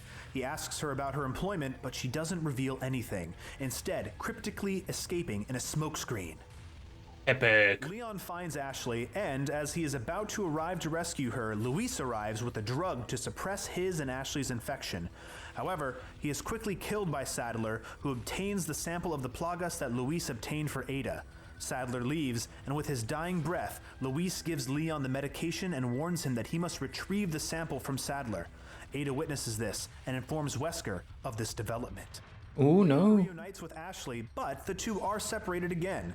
Leon fights his way to Salazar, who reveals that Ashley has been taken to a research facility on a nearby island. Salazar then fully mutates, and Leon is able to kill him. Leon then finds Ada in a speedboat, who offers... The thing that I don't understand, Ada, are you not freezing in this little, almost not The two nothing? discuss their plan to obtain the sample, Oh, and after she Krauser. leaves, Ada is informed by Wesker that Krauser's Oh, she's mission is almost to kill naked. Leon. In the research facility, Leon finds Ashley, and the two escape, only to find Sadler, who reveals that their virus has progressed to the point where he can control them, making Ashley join Oh, him as he damn. leaves Leon incapacitated. Look at his nails. When Leon regains his ability to move, he heads off to find Ashley once again, but is attacked by Krauser. Just as Krauser is about to kill Leon, Ada arrives and shoots him, causing him to retreat. She then leaves Leon once again. Leon fights his way to Ashley once again, eventually coming across Krauser, whose infected arm fully mutates before the two fight once more, with Leon defeating him and continuing on. Ada reports Krauser's death to Hey, look at Wesker, this who phone. decides to use Leon to do the dirty work of killing Sadler, with Ada on cleanup duty afterwards. Later, Leon and Ada's paths cross once again, but during their meeting, the Plaga takes over Leon, causing him to attack Ada. She's able to stab him to snap him out of it, and the two split up once again. Afterwards, Ada is attacked by Krauser, who survived his recent encounter with What? Leon. The two fight, and Ada is able to kill him once and for all. Damn. Leon finally finds Ashley's containment room and confronts Sadler, who is quickly able to overpower him. Luckily, Ada arrives and shoots Sadler, providing enough distraction for Leon to release Ashley from her pod and escape. Ada then fights Sadler on her own, eventually believing to have killed him. However, when she goes to retrieve the sample, he attacks and captures her. Leon and Ashley find a room with a device to remove the Plagas from their bodies. They use the device to cure themselves, then head off to escape the island. Leon leaves Ashley behind and goes to the top of the facility to find Sadler with the captured Ada. Leon is able to free Ada from captivity, and he and Sadler begin to fight. During their battle, Ada finds a rocket launcher and once again throws it down to help Leon. The rocket launcher just lying around. Leon obtains the sample, but Ada Stop. forces him to hand it over at gunpoint. She then escapes in a helicopter, throwing him keys to a jet ski to escape the self-destructing island. Leon and Ashley make their way to the jet ski and drive through the caves under the island, narrowly escaping the blast as they make their way to freedom. On a jet ski. Months later, FBC agent Rachel Foley is sent with her partner Ray. Oh my god. Cruise ship called the She Queen's got Elgin some to investigate woo. the potential return of the terrorist group El Veltro, responsible for the Terra Grigia incident. The pair get separated during their mission, and Rachel encounters victims of a newly engineered T-Abyss virus. Who ultimately kill her. She got kissed. Later, BSAA director Clive O'Brien sends Parker Luciani and Jill Valentine to the ship, as it was reportedly the last known location of fellow agents Chris Redfield and Jessica Sharawat. Jill and Parker reach the ship and fight through various T-Abyss mutants before finding Chris tied up behind a locked door. When they unlock it and enter, however, they discover it to be a mannequin decoy and are surprise attacked and knocked out by a Veltro operative. Meanwhile, Chris and Jessica are in the mountains of Europe, where they find a Veltro base of In operations the mountains at of the Europe. Muki airstrip. Just as they reach it, however, they are finally reached by Is it the O'Brien, game who where informed that he sent Parker and Jill to the Mediterranean on Chris, false intel and has extremely since buff? lost contact with them. Leaving them to be captured by El Veltro, Chris and Jessica head off to the Queen Zenobia. On the ship, Jill Look and how Parker serious he awaken and is. regroup, Oh my eventually goodness. escaping to the bridge and finding FBC agent Raymond Vester, who immediately recognizes his former coworker Parker. Raymond refuses to answer why the FBC is there and walks away from the two BSAA agents. Later, they find him once again in a communication room. The equipment to call out is destroyed, but they are able to watch a transmission from Il Veltro leader Jack Norman, who threatens to infect 1/5 of the world's water supply with the What? T-Abyss virus. O'Brien then sends agents Keith Lumley and Quint Ketchum to the airstrip to investigate Il Veltro's motives. El On the ship, Veltros. Jill and Parker head off to restore power. On her way, Jill finds a now mutated Rachel Foley, who she is forced to kill. Her and Parker then find a lift which takes them below the decks of the ship. Meanwhile, Keith and Quint arrive at the airstrip where they find surveillance footage of invisible hunters, as well as What? a security token to allow them to extract data from a Holy nearby shit. crashed freight plane. Parker and Jill reach the engine room and restore power, but this triggers water to quickly flood into the room, trapping the pair. Keith and Quint find the crash plane but are attacked by the invisible hunters. They're able to fend off the attack and access the data on the plane. Quint finds the coordinates of the ship and sends the info back to O'Brien, who relays it to Chris and Jessica. The pair board the ship and begin to search for Parker and Jill. Man, that's They find the crazy. ship to be That's missing their insane. fellow agents. It's so They then insane. discover that they are on the Queen Zenobia's sister ship, the Queen Semiramis. On the Zenobia, Parker and Jill are able to swim to safety and reach a communication tower to call O'Brien. He informs them that they were set up, but has to take another call where he is informed that the energy satellite used to destroy Terra Grigia has been activated by the FBC and pointed at the Queen Zenobia. Quint helps Parker and Jill find and operate a UAV stored on the ship, which they are able to use to divert the satellite's targeting system. While the explosion misses the ship, it creates a giant wave that threatens to capsize the ship. Meanwhile, O'Brien speaks to FBC Director Morgan Lansdale, who hints at his involvement with Il Veltro. Chris and Jessica reach the real Queen Zenobia, and inside, Parker and Jill are confronted by the Veltro operative that was on the ship. He begins to reveal the secret behind the ship and Il Veltro, but is shot by an arriving Jessica, much to Chris's disappointment. They rush to unmask the operative and discover him to be none other than Raymond Vester. He whispers something to Parker before seemingly dying from his wounds. Chris and Jill then reunite to search for the virus to stop its spread, and Parker and Jessica go to find a way to buy time by stopping the ship from sinking. Meanwhile, back in the mountains, Keith and Quint find proof at the airfield that shows that Veltro was never back in effect after the Terra Grigia incident, but instead it was all a show orchestrated by O'Brien to convince Lansdale that they were. The FBC discover their presence and order a bomb strike on the field, which the two were able to avoid. Chris and Jill reach the laboratory where the virus is kept and they begin to suppress it. That's crazy. They are then contacted via videophone by Lansdale, who admits his hand in helping cause the Terra Grigia incident That is in order crazy. to gain funding and influence for the FBC. Meanwhile, Parker pulls a gun on Jessica, revealing that Raymond informed him that she is a mole inside BSAA working for Lansdale. Just then, Raymond arrives and confirms, having survived the gunshot due to a Kevlar vest. Raymond proclaims that Jessica is currently trying to And now look activate at her the ship's self-destruct legs. mechanism to destroy any Holy evidence shit. of Lansdale's corruption that is on the ship.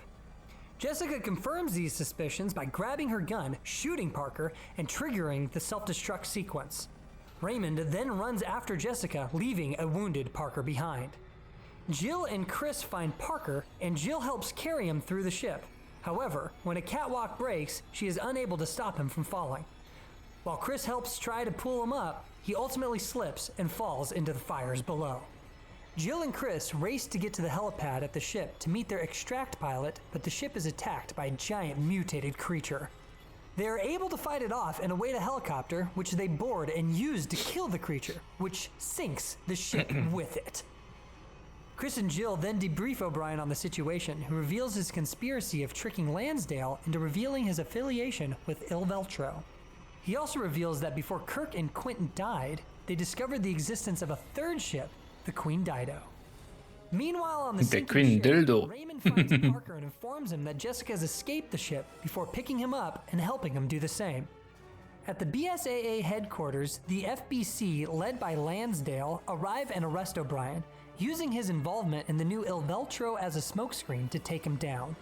Chris and Jill then submerge in the sea and enter the Queen Dido, finding Il Veltro leader Jack Norman inside. However, they discover that he had injected himself with the T-Abyss virus a year prior, but had been resisting its mutation through sheer will. Jill obtains a drive containing recordings of his communications with Lansdale, but as they try to leave, he injects himself with even more of the virus, transforming into the final form Abyss Tyrant. The pair are able to fight and kill him. Look at this eye wiggling. Wiggle, wiggle, wiggle, wiggle, wiggle. Jill then broadcasts Norman's video of his and Lansdale's communications revealing his involvement with the terrorist attack behind Terra Grigia. Seeing this, the FBC agents immediately release O'Brien and arrest Lansdale instead. Afterwards, the FBC is dissolved into the BSAA, which is reformed as an organization under the United Nations. Parker is found and rescued on the shore and rejoins the BSAA. O'Brien, however, steps down knowing that his actions were unbecoming of his position. Later, Raymond delivers a sample of the T-Abyss virus to Jessica, revealing that they had secretly been working together for Tricell, a rival of Umbrella's, to obtain the sample. What the hell? That year, Claire Redfield, now working for the human rights organization TerraSave, arrives at Harvard. Dude, why is this so complicated? Meanwhile, protests break out over an outbreak of It's the first animated movie, I believe, right? Yeah. Pharmaceutical company Will Pharma's experiments with the virus on human subjects.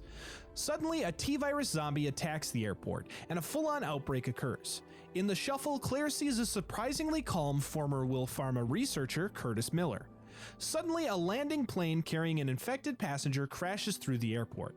Claire is able to rescue Ronnie, as well as Senator Ron Davis and an unnamed airline employee. Oh yeah, I hated this senator. I watched the animated movie. I actually own it on DVD. US Marines locked down the airport. I own a lot of DVDs. For any survivors that escaped. Leon S. Kennedy is sent in to assist two SRT members, Angela Miller and Greg Glenn, with the situation. While the two initially disregard his advice, Leon ends up helping the two infiltrate the airport, fight off several infectees, and reach the survivors in the VIP lounge. The group are able to escape with Leon and Claire's expertise, however, Greg is bitten and infected in the process. Outside, Leon calls his contact at the US Field Operations Support, Ingrid Hannigan, who informs him that a member of terrorist leader Miguel Grand's army has been captured, which will hopefully lead to a link between the attack in India and the attack at the airport. Meanwhile, a fleet of Will Pharma trucks arrive, much to Claire's dissatisfaction. However, Will Pharma researcher Frederick Downing arrives and claims that the trucks contain the T-virus vaccine. Leon arrives and confirms that Will Pharma's experiments in India weren't the cause of the outbreak, but rather an attempt to stop it. Claire then feels remorse for TerraSave's hand in slowing down the creation and distribution of the vaccine that could have prevented the Wait, current what's outbreak. wrong with her ear? Moments Just later, noticed. the trucks explode, destroying what is revealed to be the entire stock of the vaccine. Believing this to be another bioterrorist attack, Frederick is sent to return to Will Pharma to check and make sure the raw data is safe. Claire remembers seeing Something Curtis is off Miller with at the their outbreak ears. scene, causing Angela, who reveals Curtis to be her brother, to take Leon to contact her brother at his home. Claire then goes with Frederick to Will Pharma.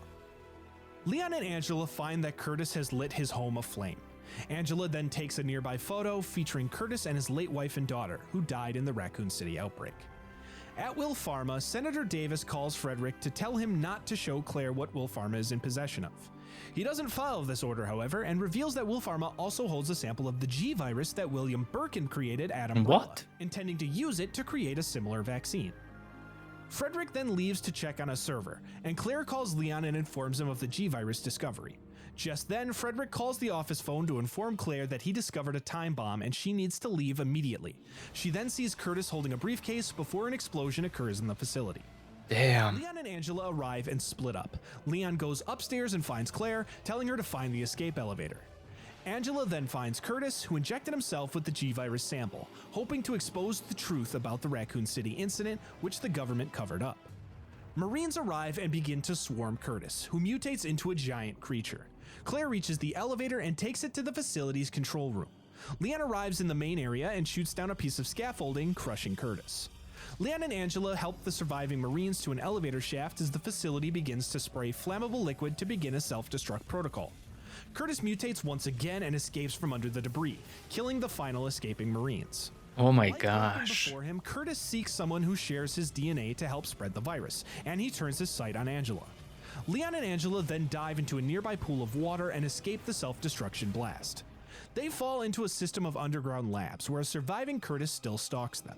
Leon and Angela get separated, but Angela drops the family photo, which Curtis sees, allowing his consciousness to regain a bit of control to not kill her. He tells her to run before the lab falls from self-destruction, but she refuses. Leon arrives, however, and grabs her to save her from falling just as the lab descends. Curtis uses his mutated tail to then take hold, but Leon shoots him one final time, sending him falling to the abyss below. In the control room, Claire discovers that the security system in the facility recorded the entire ordeal with Curtis and his mutation before she leaves to find an arriving Senator Davis. Claire then accuses him of being behind the terrorist attacks to create a reason for Will Pharma to produce the vaccine in order to raise their stock, which he had an investment in. Leon then arrives to reveal that the terrorist the FBI captured finally talked, revealing that the true mastermind behind the outbreak was Frederick, who faked his death to Claire so he could escape with the T-virus, the vaccine, and the information on the G-virus to sell to General Grant. Leon, Claire, and Angela arrive at the intended handoff location and apprehend Frederick, preventing the virus from getting into the terrorists' hands. The next day, Leon, Claire, and Angela Leon That's reveals interesting. that Frederick was in fact a former Umbrella researcher in Raccoon City who escaped with the viruses before its destruction. Leon then leaves in a military helicopter, and Claire reunites with Ronnie and her aunt. Later, Senator Davis is dead in his office, with all of his files on the viruses and pharmaceutical companies being erased from his computer by an unknown entity. Tricell, revealed to have bought what remained of Will Pharma, then arrives at the facility and collects the severed tip of Curtis's mutated tail. The next year, TerraSave sends Claire to a UN refugee camp in the Republic of Panamstan, which has been devastated by the country's civil war, which has come to a close. There she meets a young boy who gives her a drawing which depicts some kind of BOW outbreak, leading her to wonder what happened in the country. Meanwhile, Leon S. Kennedy, having recently prevented a terrorist incident in Pittsburgh, travels to the White House to join with a group of 3 agents. These agents include a rookie named Patrick and 2 Army veterans that served in Panamstan, Mad Dog's member Jason and radio operator Shen Mei. President Graham and his aide Ryan meet with the trio of agents while they wait for Leon, tasking them with investigating a cyber attack in which an unknown individual accessed very sensitive classified information. Believing it to be an inside job, the group are instructed to inspect everyone who was on the premises in the past 24 hours. As Leon arrives, the power suddenly goes out. Patrick goes to investigate. This and was a finds great Press episode, by the Secretary way, in the Spacer, series. who I had been liked it a attacked lot. in the darkness. Spacer then goes into cardiac arrest before awakening, apparently infected, and attacking Patrick. Leon arrives just in time to protect him, and the pair return to the Oval Office. Fearing an outbreak inside the White House, the team then focuses on getting the president to a bunker for safety. Once there, Patrick is tasked with protecting the president while they await backup, while the other 3 head out to take on the zombie threat. After they clear out the mostly infected White House staff, the US Army arrives to clean up the corpses and cover up the incident, at the request of President Graham. Claire Redfield then arrives at the White House in search of the press secretary. When she's shrugged off, she spots Leon and shows him the drawing the boy in Panamstan gave her. He isn't able to give it much thought as he's called away by Jason, who Claire recognizes as the hero of Panamstan. The US Defense Intelligence Agency determines that the hacked files were regarding a bioresearch facility in Shanghai.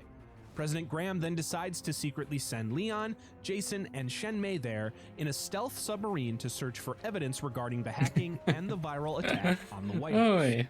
Meanwhile, Claire decides to investigate the situation in Panamstan, learning that it was believed the US only intervened in the Civil War to attempt to get a foothold into China.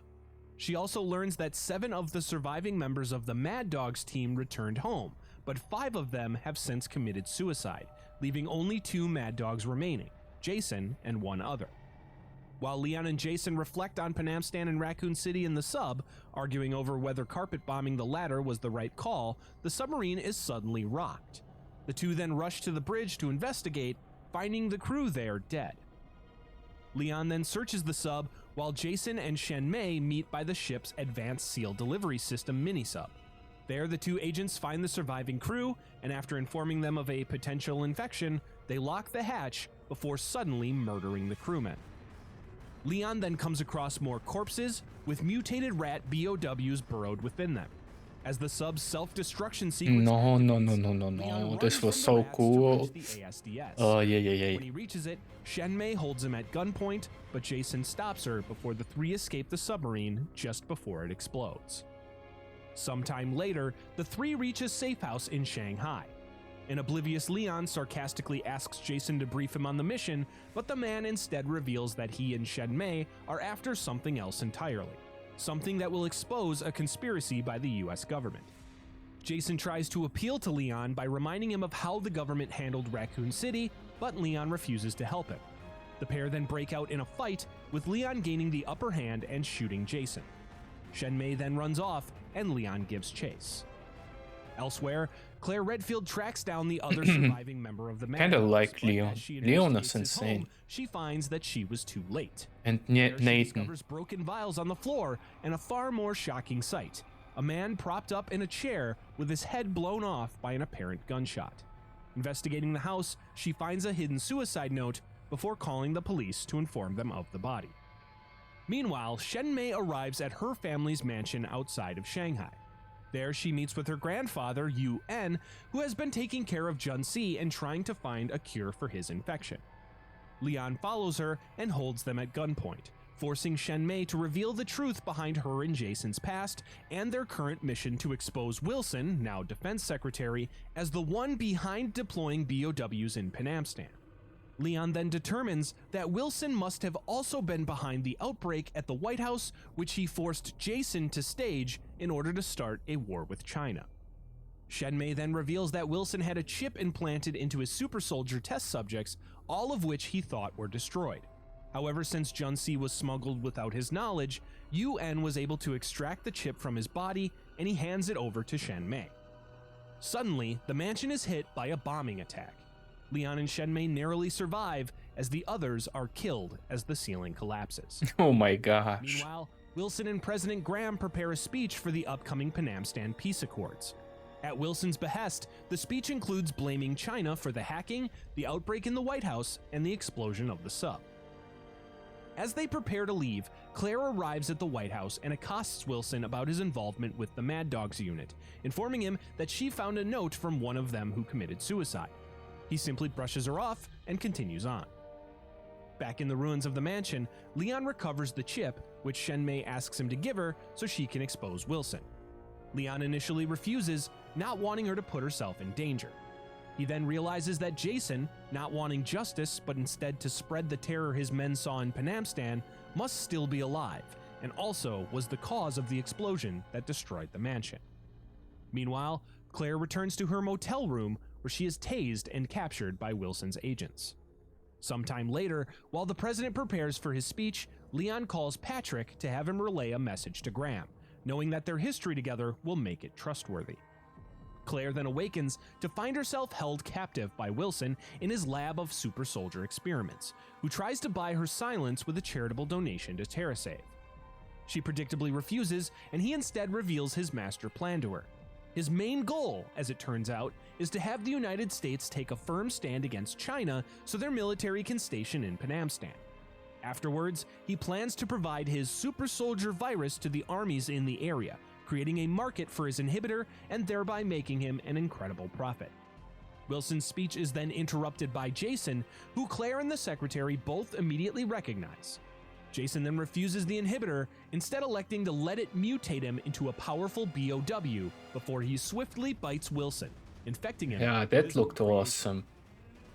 That looked awesome in the series. Just as the facility detects a rogue bioweapon, initiating its sterilization failsafe of dumping all of the other test subjects into a rising pool of acid. Shenmei tries to plead with the mutated Jason to follow their plan of using the chip to expose Wilson, but he instead elects to reveal his own mutated form to the public to make them know fear. Jason, losing his grip on humanity, then kills Shenmei. Meanwhile, President Graham is about to approach his podium to give the speech, but Patrick stops him and delivers Leon's message. With the knowledge that China was simply set up by Wilson, Graham instead gives an improvised speech with a far more hopeful tone. As Jason heads towards the surface, Leon notices Claire and rushes to save her from the rising acid.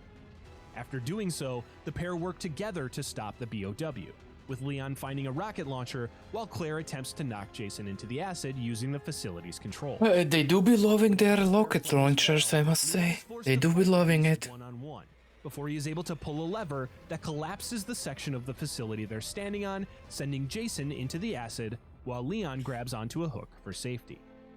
Afterwards, Leon finds the remains of Jason, who speaks his last words, warning that Leon will soon be forced to spread the fear he's witnessed. Oh The no. remains of the man then fall into the acid, killing him for good.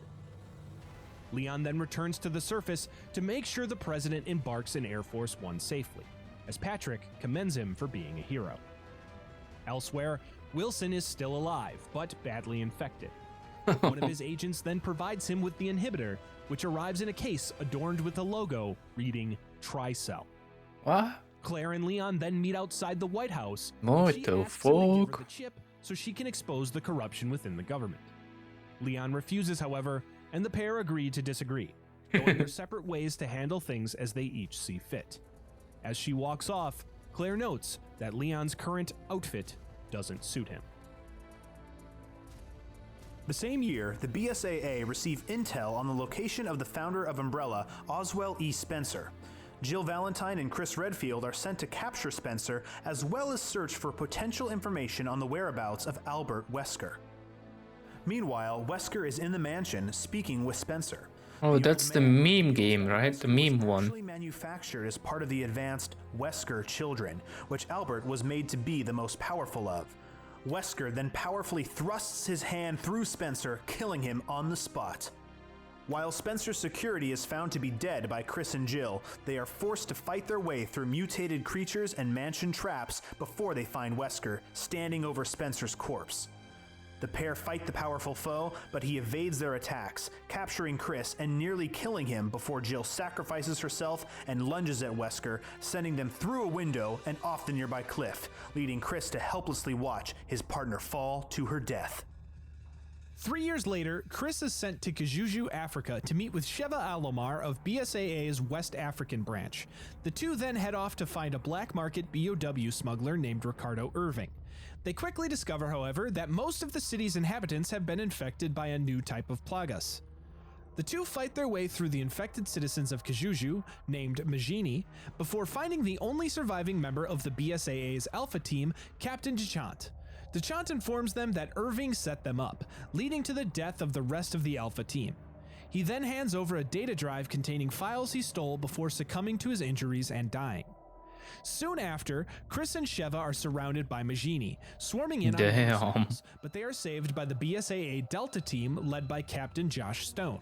Josh gives Chris a memory card with more information, including a photograph of Jill Valentine. Eventually, Chris and Sheva find Wait, is she alive? Before they can capture him, however, a masked figure bursts through the window and helps him escape, unleashing a BOW to distract the pair.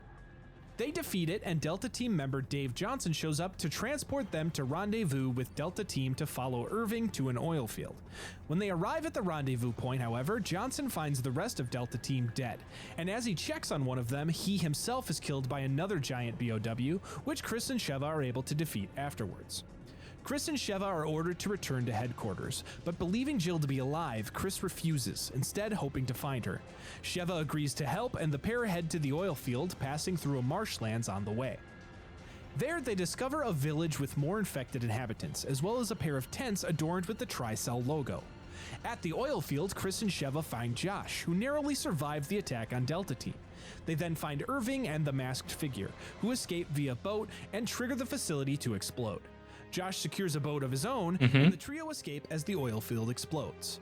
Watching this, I really want to play all the Resident Evil series. I do own it. Creature, which Chris and Sheva ultimately defeat. As he lays dying on the ship, he blames his lack of power on Excella Gion, the director of Tricell's West African division. He also mentions a new virus called Ouroboros and directs Chris to search a nearby cave to find the answers he's looking for. Josh takes Chris and Sheva to the cave, then leaves them to return to BSAA to hopefully get backup. Meanwhile, Excella and Wesker discuss the development of the Ouroboros virus, which is now come to its conclusion. She also administers a serum to Wesker to keep the virus in his body stable. Chris and Sheva make their way through an underground civilization in the cave and eventually find a mysterious flower called Stairway of the Sun. Nearby, Chris spots an Umbrella logo, and they find an old Umbrella research facility that has since been taken over by Tricell. There, they discover that the flower is the source of the progenitor virus, and in turn is the genesis of all of Umbrella's bioweapons. Oh. The pair make their way to a cylindrical room lined with pods containing test subjects, which they had seen in photographs with Jill. Chris then uses a computer to hopefully uncover which pod contains his former partner. They are attacked by a giant Plagas-infected creature, but are able to defeat it and find the pod containing Jill. However, when it opens, Chris is disappointed to discover that it is empty. They are then called by Excella, who orders them to leave, revealing that she was the one who pushed the BSAA to call for their evacuation. The pair then continue into the lab, eventually finding Excella and the masked figure in the flesh. Excella then unleashes a Ouroboros-infected... No matter what you say, but Resident Evil does really good enemy designs. Again, they are interrupted by the masked figure, who Chris is able to get a shot off on, knocking off their mask. This prompts Wesker's arrival, much to Chris's surprise. Wesker then pulls down the masked figure's hood, revealing it to be a brainwashed Jill.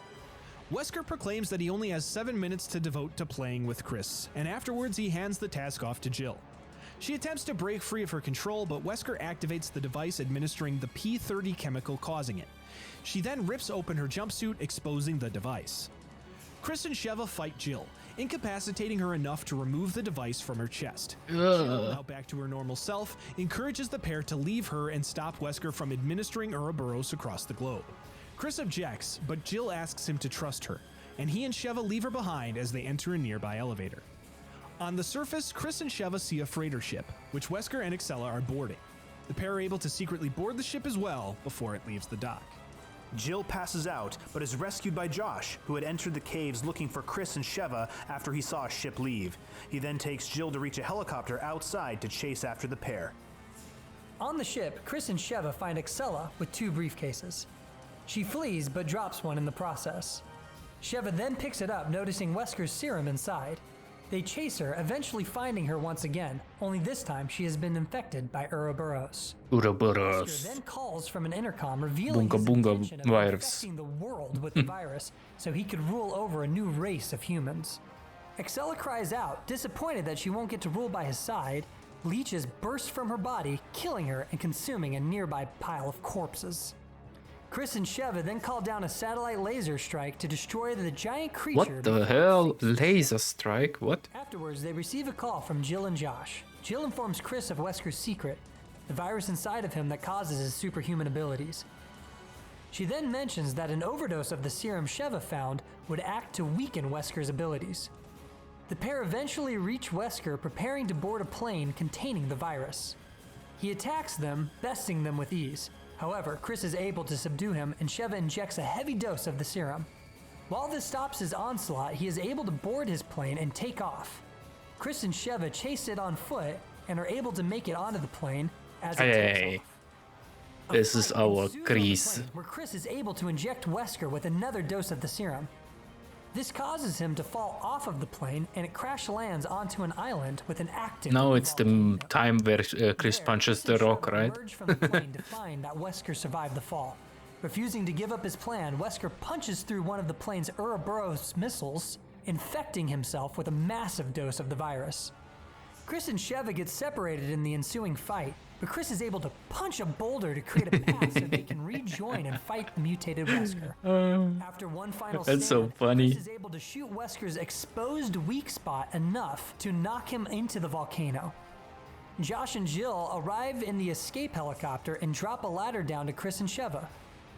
As they finish climbing it, however, Wesker emerges from the lava and in one final act of desperation, grabs the helicopter with his mutated arm.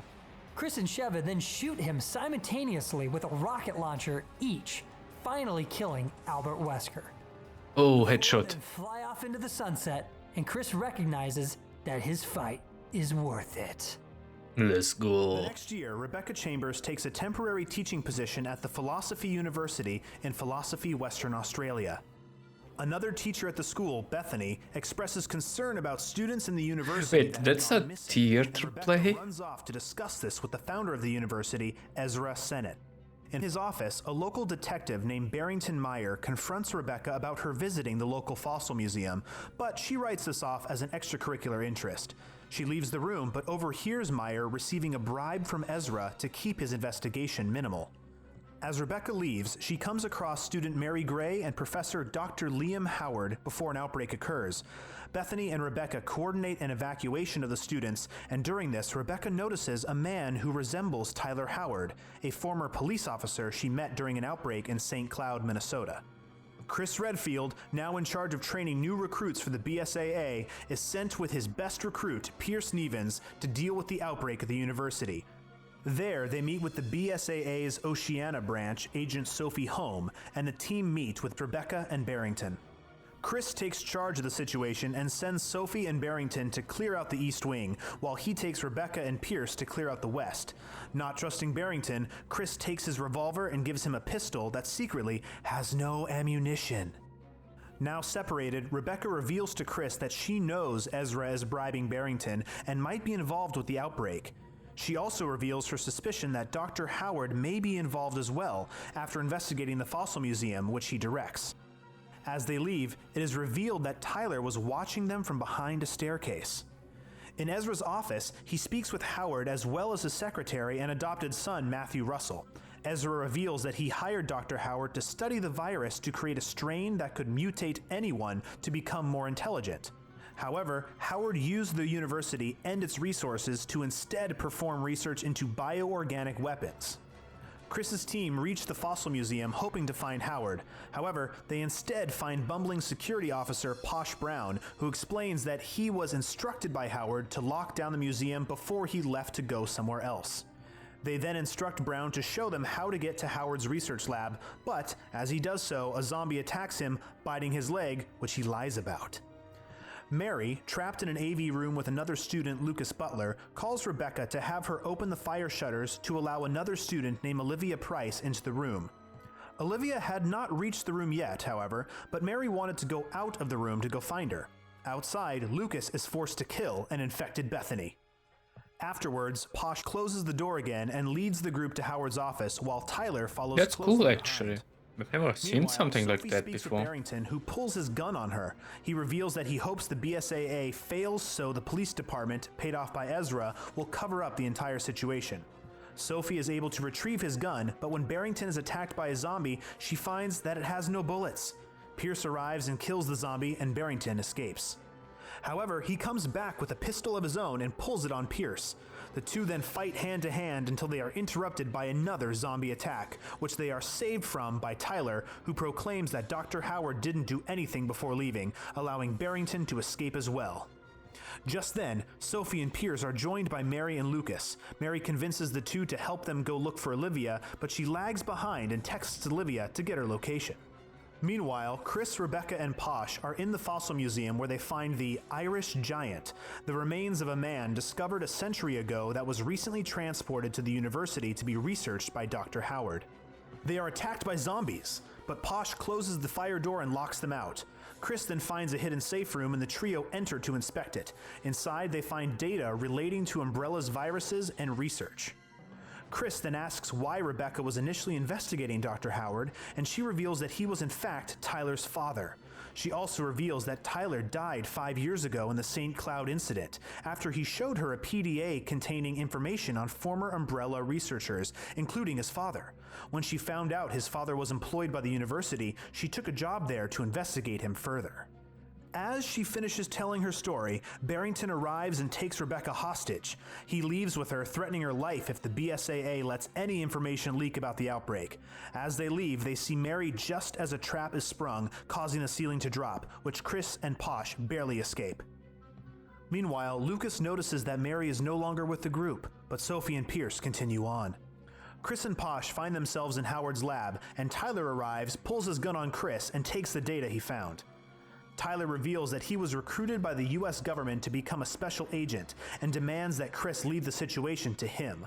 This prompts a fight between the two, in which Chris reveals that they know of Tyler's father's hand in the Academy's outbreak. Tyler refuses that his father could be responsible and instead blames Umbrella, eventually submitting to help Chris uncover the truth with the intention of clearing his father's name. Tyler then recalls a conversation he had with Mary recently where she proclaimed that Dr. Howard would, quote, reset the world. Pierce and Sophie arrive, accompanied by Lucas, and they are brought up to speed. Posh then finds Howard's identification system. Tyler is able to use it, and shutters open, revealing the missing students in tubes, being experimented on and turned into zombies. Lol. Lucas is shocked to find that Olivia is one of the experiments. The group then fights their way to escape through a group of zombies, but Lucas is bitten trying to calm Olivia. Initially distraught when Olivia is among the zombies shot, he turns and tries to shoot himself, but is unable to before the virus takes hold. He goes to attack Sophie, but Pierce kills him, protecting her. The pair then escape with Chris. Elsewhere, Tyler finds Mary, who laments the loss of her friends before walking off as Chris, Sophie, Pierce, and Posh arrive.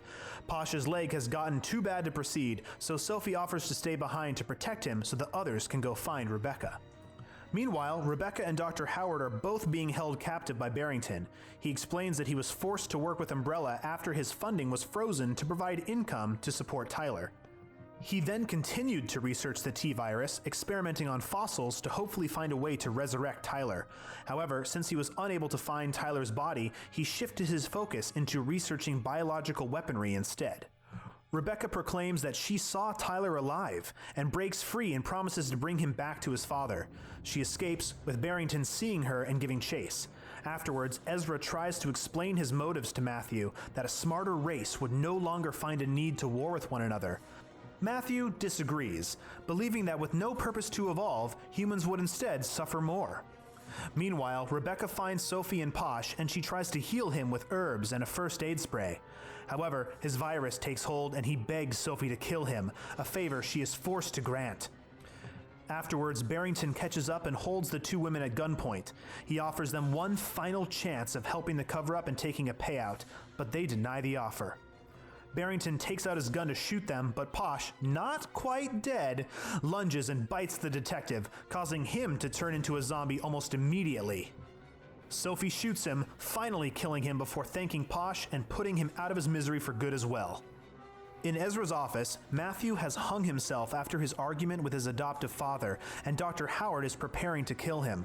However, Chris, Pierce, and Tyler arrive and stop him. Howard admits to creating a new strain of the T-virus through his experiments with the Irish giant fossil, but Ezra is able to distract Howard, grabbing the case with the virus and escaping. Tyler then confronts his father, who releases a new tyrant infected with his strain. The three fight the tyrant as Howard scurries off to observe and collect battle data. Tyler and Chris distract the giant, and Pierce is able to shoot it to defeat it, much to Howard's disappointment. He then injects himself with the virus as his last-ditch effort, forcing Tyler to shoot and kill his own father. Rebecca and Sophie reunite with the group, and Tyler finds a letter written from his father apologizing for his actions and revealing something about Mary Gray that he is unable to finish reading before she arrives and takes Rebecca hostage at gunpoint. Mary reveals that she isn't truly human, but the result of an experiment by her father, another Umbrella researcher, and Dr. Howard, who injected her with a T-virus to hopefully cure her fatal blood disease. This treatment worked, but required a steady treatment of the virus administered by Howard. What's going on? This is just Mary considers Howard what? a father figure and becomes infuriated at Tyler for killing him. She also admits that it was her that led Howard to his plan of resetting the world with his bioweapons. Chris is able to talk sense into her and take her weapon, but she still resists, engaging in hand-to-hand combat enhanced by the virus inside her. The battle moves to the rooftop, and Tyler is able to speak with Mary, who realizes her true anger lies with the fact that Lucas chose Olivia over her. She then asks the group if she can start over again, and Tyler responds that she can. She thanks them, saying she will now reset before mutating into a giant creature. The team fight the creature before Rebecca arrives with the rocket launcher, which Chris shoots at it, leaving behind nothing but the memory of Mary Gray. Lol. Afterward, Chris thanks Always rocket launchers, problem solver number one. He then gives Pierce her number, and they leave her behind to return to BSAA to take on the next threat together. Meanwhile, Ezra runs off with a sample of the virus, finding Mary's disembodied arm next to a bullet-ridden umbrella. He clutches the arm, apologizing to her for his hand in making her the way she was, before promising that he'll carry forward in starting his new world for them. Just then, the briefcase starts beeping, leaving Ezra's future unknown. A year later, Claire Redfield attends a party at the TerraSave headquarters where she meets her new partner, Moira Burton, former STARS officer Barry Burton's eldest daughter. Claire is then pulled aside by Neil Fisher, who informs Claire about a potential new virus in Washington. Suddenly, the power goes out in the building, and it is stormed by a group of masked assailants who capture Claire, Moira, and several other TerraSave members. When Claire awakens, she finds herself in an old prison with a mysterious bracelet on her wrist. She is able to reunite with Moira, and when they try to escape, the two find themselves to be surrounded by mutated humans. As they move through the prison, an unknown woman begins to quote poetry to them through the devices in their wrists. Using clever teamwork, the pair are able to escape the prison and are once again contacted by the woman, who refers to herself as the Overseer. The two then make their way to a radio tower, which Claire climbs to discover they are on an unknown island. Moira then sends out a distress call to whomever can hear it. Claire and Moira then continue searching the island, eventually finding fellow TerraSave members Gabe Chavez and Pedro Fernandez inside an abandoned saloon. The group search the town to find parts to repair a nearby helicopter for escape before the Overseer activates a siren in the town to attract more monsters. Claire is able to shut off the siren, but Pedro is overcome by monsters, triggering massive fear. The Overseer then informs them that they have all been injected with the new T-Phobos virus that reacts to fear, and Pedro mutates into a giant monster himself, What the hell? From. She spots Neil Fisher outside, and he helps her and Moira escape through a sewer system. On the other side of the tunnel, Claire notices a giant tower in the distance. Figuring the Overseer must be there, she leads the group in that direction. Eventually, they are forced to split with Neil, who distracts a group of monsters to allow Claire and Moira to escape. As they progress through the city, Claire and Moira find a little girl with a teddy bear and a bracelet, albeit a different one, of her own. The girl, Natalia Korda, survivor of the Terra Grigia incident, joins them, and they reach the tower. As they approach it, Gabriel arrives in the now working helicopter. However, the Overseer sabotages the controls, causing the helicopter to spin out of control, triggering Gabe's fear and mutation before it crashes into the ground, killing him. And in the confusion, Natalia goes missing. At the entrance of the tower, Claire finds a note directing them to the nearby factory. There, they solve several puzzles until the factory eventually explodes, dumping them in a waterway that leads to the tower. Inside the sewer system connected to the waterway, they find an old native to the island named Yevgeny Rebik, who, while refusing to help them, allows them to pass through the sewers. On the other end, they reach the tower, and inside they find an office with a list of TerraSave employees that Neil had at the party, now with several names crossed out. Moira then spots a feed of Neil on a monitor, and he is approached by an off-screen Overseer. In their conversation, Neil is revealed to have been behind the TerraSave capture, as he was personally chosen by Morgan Lansdale of the FBC to carry on his vision. He then worked with the Overseer to create a new terrorist threat to hopefully justify the reestablishment of the FBC. The Overseer chastises him for his foolishness and injects him with the virus. Claire and Moira find Neil just as he begins to mutate from the virus. He overpowers Claire, and Moira is forced to grab her gun, something she had feared using since she accidentally shot her sister Polly with one of her father's guns as a child. Moira overcomes her fear and shoots Neil dead, saving Claire in the process. Meanwhile, the Overseer looks over Holy Natalia, shit. who she has strapped into a machine with some kind of mechanism on her head. The Overseer proclaims that in 6 months, the girl will awaken as her, revealing that the machine's purpose is to transport the Overseer's consciousness into the girl's body. Claire and Moira find the Overseer's office, including all of the controls and surveillance feeds for the island, and passing through, they eventually find the Overseer herself, separated from them by an impenetrable barrier. She gives a soliloquy, mentioning how her brother died, and now she will share his fate before being resurrected as a god. She then pulls out a pistol and shoots herself in the head, triggering a self-destruct of the tower. The two then begin to escape the crumbling tower, and Moira sacrifices herself to save Claire before being crushed under a pile of rubble, forcing Claire to leave her behind and jump into the waters outside the island. Claire is later found and taken to an intensive care unit. Moira's father, Barry Burton, arrives to ask Claire if Moira was with her. Claire apologizes to Barry, stating she did all she could, but Moira didn't make it. Sometime later, Moira is found and rescued by Evgeny. She asks him to help her find a way off the island, but he refuses, instead offering to give her shelter and teach her to hunt for food to fend for herself on the island. After 6 months, however, the monsters on the island become too unmanageable, leading to food going scarce. As they begin to stockpile food, Evgeny finds evidence that his daughter, Irina, was ejected with the virus and had since died on the island. This gives the old man some closure, and he locks himself away to die alone from a fatal disease he suffered from. Meanwhile, Natalia wakes up in a strange room. Escaping from the contraption, she encounters another version of herself, donned in dark clothing. Upset that she can't find her bear, Lottie, the dark version of Natalia offers to help her find him. After being led by her dark version through various places of the island, Natalia finds Lottie. However, Lottie is revealed to be fake, and the dark version of her reveals herself to be the Overseer's consciousness, using Lottie as a ruse to try to take over Natalia. The dark Natalia disappears, and Natalia finds herself on a beach, watching a boat arrive. The boat docks, and Barry Burton emerges, not giving up on finding his lost daughter. He finds Natalia and agrees to take her with him. Barry discovers that somehow Natalia is able to detect the mutants on the island, and the two use this ability to traverse it, finally killing the mutated Pedro Fernandez. They proceed to reach the tower, now abandoned, and inside they find a portrait of a man and woman. Barry immediately recognizes the man as Albert Wesker, and Natalia informs him that the woman is Alex Wesker, the sole surviving member of the project that created the Wesker children. Suddenly, Alex appears, now severely mutated, revealing that her suicide had not gone as planned. In the moments between firing the gun and the bullet piercing her brain, immense fear took over, triggering her T-Phobos virus and allowing her to survive, albeit in a mutated form. She tells Barry that she has killed Moira before summoning several creatures to kill him. He is able to shoot the ceiling and collapse it onto Wesker and the monsters, allowing his and Natalia's escape. Believing he was unable to save his own daughter, Barry vows to protect Natalia from Alex. Soon they come across the sewers and find Evgeny's corpse inside of his room.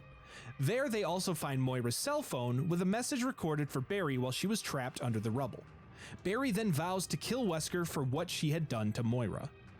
After the pair pass through a mine, however, Alex catches up with them and tosses Barry off of a cliff. She then expresses anger that her copied consciousness has not taken hold of Natalia yet, and begins to choke her. However, when Natalia opens her eyes, Alex sees something inside of them that causes her to flee in fear. A visibly changed Natalia then finds Barry, and begins to lead him through places she's never been herself. Eventually, the two reach Alex at her underground lair, and she injects herself with a massive dose of the Ouroboros virus, mutating into a giant tentacled creature. The two fight, but Barry is unable to stop Alex from capturing Natalia. However, Moira appears, having found Barry's badge outside, and shoots Alex to give Barry a chance to grab Natalia and take her out of the facility. Alex gives chase, but in the nick of time, Claire arrives in a helicopter armed with a sniper rifle. Moira and Natalia board the helicopter, and Barry stays on the ground to take on Alex. Together, Claire and Barry weaken the mutated creature before Claire, mirroring another missile launcher, Wesker, shoots Alex with a rocket, destroying her once and for all. Nice. Barry survives the blast and joins the group in the helicopter as they fly back home, leaving the BSAA to clean up the island. Barry then reveals his intention of adopting Natalia and raising her as one of his own. Not long after, Leon S. Kennedy is pulled from his vacation to sneak into the battlefield of a civil war occurring in the Eastern Slav Republic to investigate reports that BOWs are in use. However, just as soon as he arrives, he receives a call from his field support, Ingrid Hunnigan, informing him that the US government has ordered an evacuation of all of their forces. Somewhat annoyed, but also determined to clear out any BOW presence, Leon ignores the order and goes searching on his own. Leon eventually finds his CIA contact, but discovers him to be severely wounded. He is able to get out the word beekeeper before a liquor BOW attacks and finishes him off. Leon runs from the liquor, but is eventually trapped with the liquor about to kill him. However, it stops on command from a man who appears and captures him as he loses consciousness. When he awakens, Leon finds himself in a basement, being interrogated by members of the rebel forces, JD, Alexander Koshachenko, known as Buddy, and Ivan Jadanovich, the group's Ataman. Soon, the group is discovered by the Eastern Slav army and are forced to escape, allowing Leon to break free. Ataman then falls sick and asks Buddy to kill him before he turns, which he reluctantly complies with. He then tells JD to go to a nearby church while he heads to the surface. Meanwhile, the president of the Eastern Slav Republic, Svetlana Belikova, meets with Ada Wong, who is posing as a representative from the BSAA. Our girl is back. Species Plaga, and explains that a human infected with it will have a master-slave relationship with lesser BOWs, much like a queen bee and her workers. Elsewhere, Leon follows JD and the pair are attacked by Plaga-infected zombies. This leads Leon to come to the conclusion that the rebels are using the dominant species of the Plaga parasites, which allow them to control the lickers, without knowing its side effect of turning them into mutated hosts for the parasite. JD leads Leon to the church and asks him to stop Buddy, who is seeking revenge after the Eastern Slav army bombed a school, killing his fiancée. Leon comes across Ada, initially blaming her for the release of the Plagas which she stole 7 years ago. She denies this, but does confirm that her current mission is to retrieve a new sample in Eastern Slav. She then leaves, warning Leon that the city will be bombed soon. Returning to the church, Leon finds it to have been attacked by Ganados, with JD the only survivor. Buddy arrives, much to JD's delight, but just as he does, JD begins to mutate, having been infected during the previous battle. Leon reluctantly shoots JD and turns to ask Buddy to give him the Plaga. Buddy refuses, seeing it as a necessary tool in the game of war, when suddenly the city is bombed, causing the ceiling of the church to collapse, allowing Buddy to run off. Meanwhile, Svetlana is informed that Ada is lying about being a part of the BSAA. When Ada arrives to speak to the president, she confronts her about her lie, prompting a hand-to-hand battle between the two. When Ada tries to escape the room, the exits are shut, and the room is revealed to double as an elevator that begins to descend below. Lol. Leon arrives at the capital, finding it to be attacked by several lickers, indicating Buddy's arrival and use of the Plagas. Leon finds the elevator shaft and heads down. Meanwhile, Ada awakens, finding herself strung up in captivity. She's able to use a knife hidden in her heel to cut herself loose, and she escapes to find Leon inside of a beehive-like structure containing the first cultivated samples of the dominant species Plaga. Svetlana shows up, surrounded by her army, and Ada escapes in a smokescreen, leaving Leon to deal with the soldiers. Buddy then arrives with his attack lickers, who take out the soldiers. Svetlana then taunts Buddy behind bulletproof glass before she releases her ace in the hole, 2 tyrants. Ooh. She then ascends in another elevator, leaving Leon and Buddy to fight the tyrants. Now, forced to team up, the pair attempt to battle the tyrants but are overpowered and forced to flee. They seemingly find freedom when they enter a freight elevator, but the tyrants stop it, forcing the pair to climb through the hatch. This was of the actually a car. pretty good animated The weight of movie, the I must tyrants say. then causes the elevator to fall into the abyss as Buddy jumps up to Leon, who catches him, allowing the two to climb up a ladder. Oh, hi to the there. surface. How you doing? Outside, the two men are met by you another doing? tyrant, which they are forced to battle. Buddy commandeers a nearby tank and drives it into the tyrant, and Leon mans its cannon. Unable to get a steady shot, Buddy controls a licker to distract the monster, allowing Leon to shoot its face, decapitating and destroying it. Their victory is short-lived, however, as the two tyrants from the basement arrive. Just watching Leon some helps Buddy Resident escape, Evil he's the lore only one explanation. that can reveal Svetlana's cultivation of the Plagas.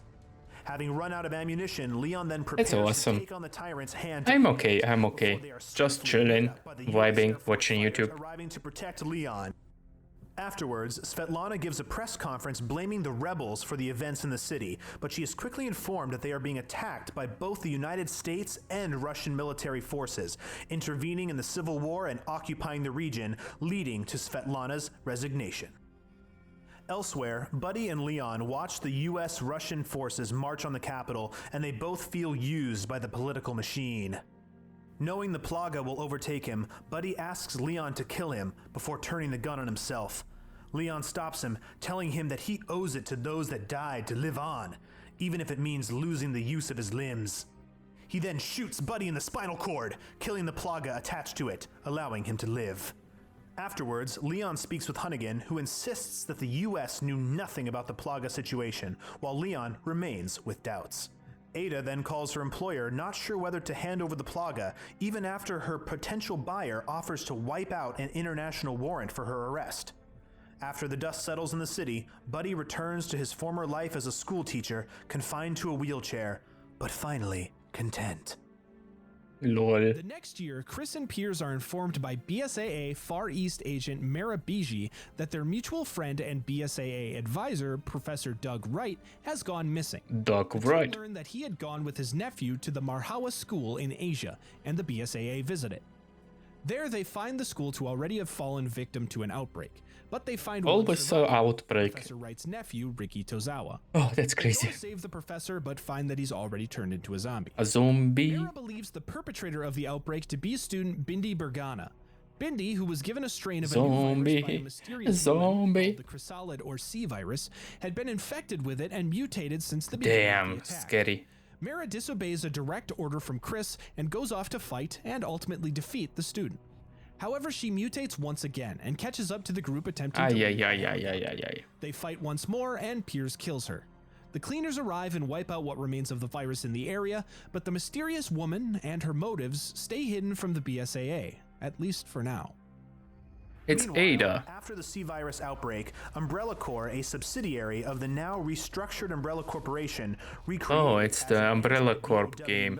Yeah, I remember that one. As Blue Umbrella to differentiate itself from its pharmaceutical beginnings, begins combat testing for one of their agents, codenamed 3A7, led by employee Abraham Jackson. Eventually, Jackson goes missing, and the trials are instead led by Beatrice Bertrand, who, despite constantly setting him up for failure, is continuously impressed by 3A7's performance. Because he survives these trials, Bertrand is fired and 3A7 is replaced, leaving Umbrella and becoming feared by its remaining researchers. 1 month later, Chris and Piers are again on a mission with the BSAA. Look at the boy. The Alpha team in It's a Edonia, chunky an boy. Eastern European state that has erupted in civil war, using the C-virus infected, called Bonk. Bravo, as weapons. Bonk. Elsewhere in Edonia, mercenary Jake Muller is working for the rebels. He injects himself with a supplement that's supposed to increase his performance, but doesn't seem to be doing anything for him.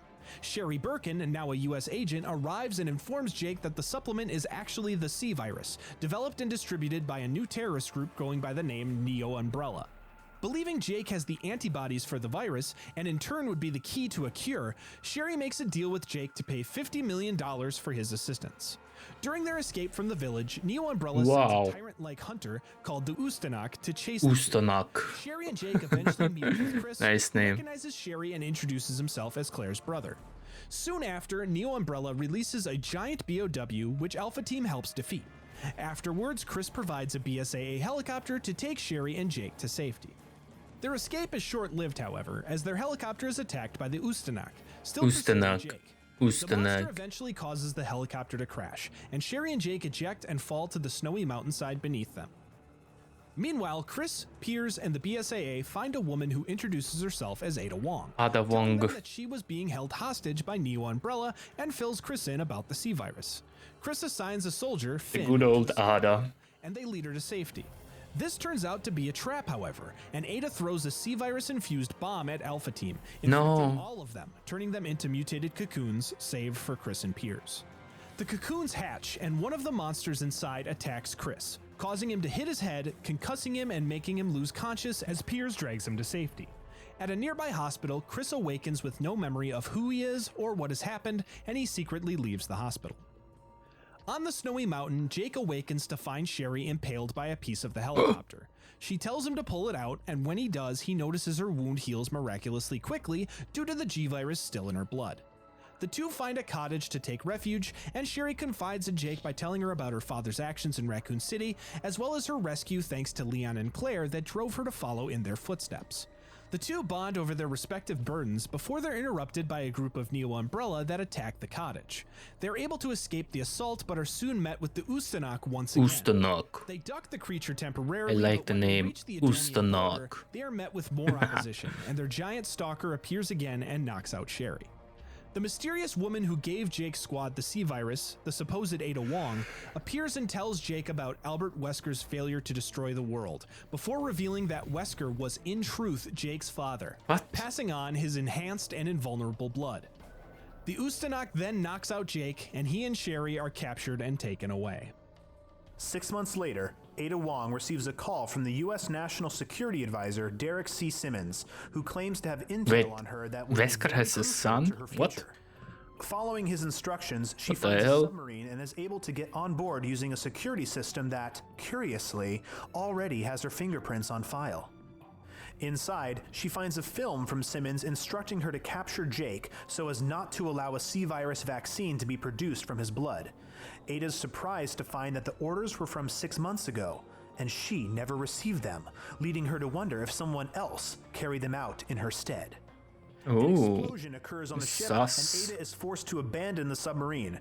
During this escape, she receives another transmission from Simmons, who tells her that tomorrow the US will suffer a bioterrorist attack, then China, then the rest of the world, and the attacks will be at the hands of Neo Umbrella's leader, Ada Wong. What?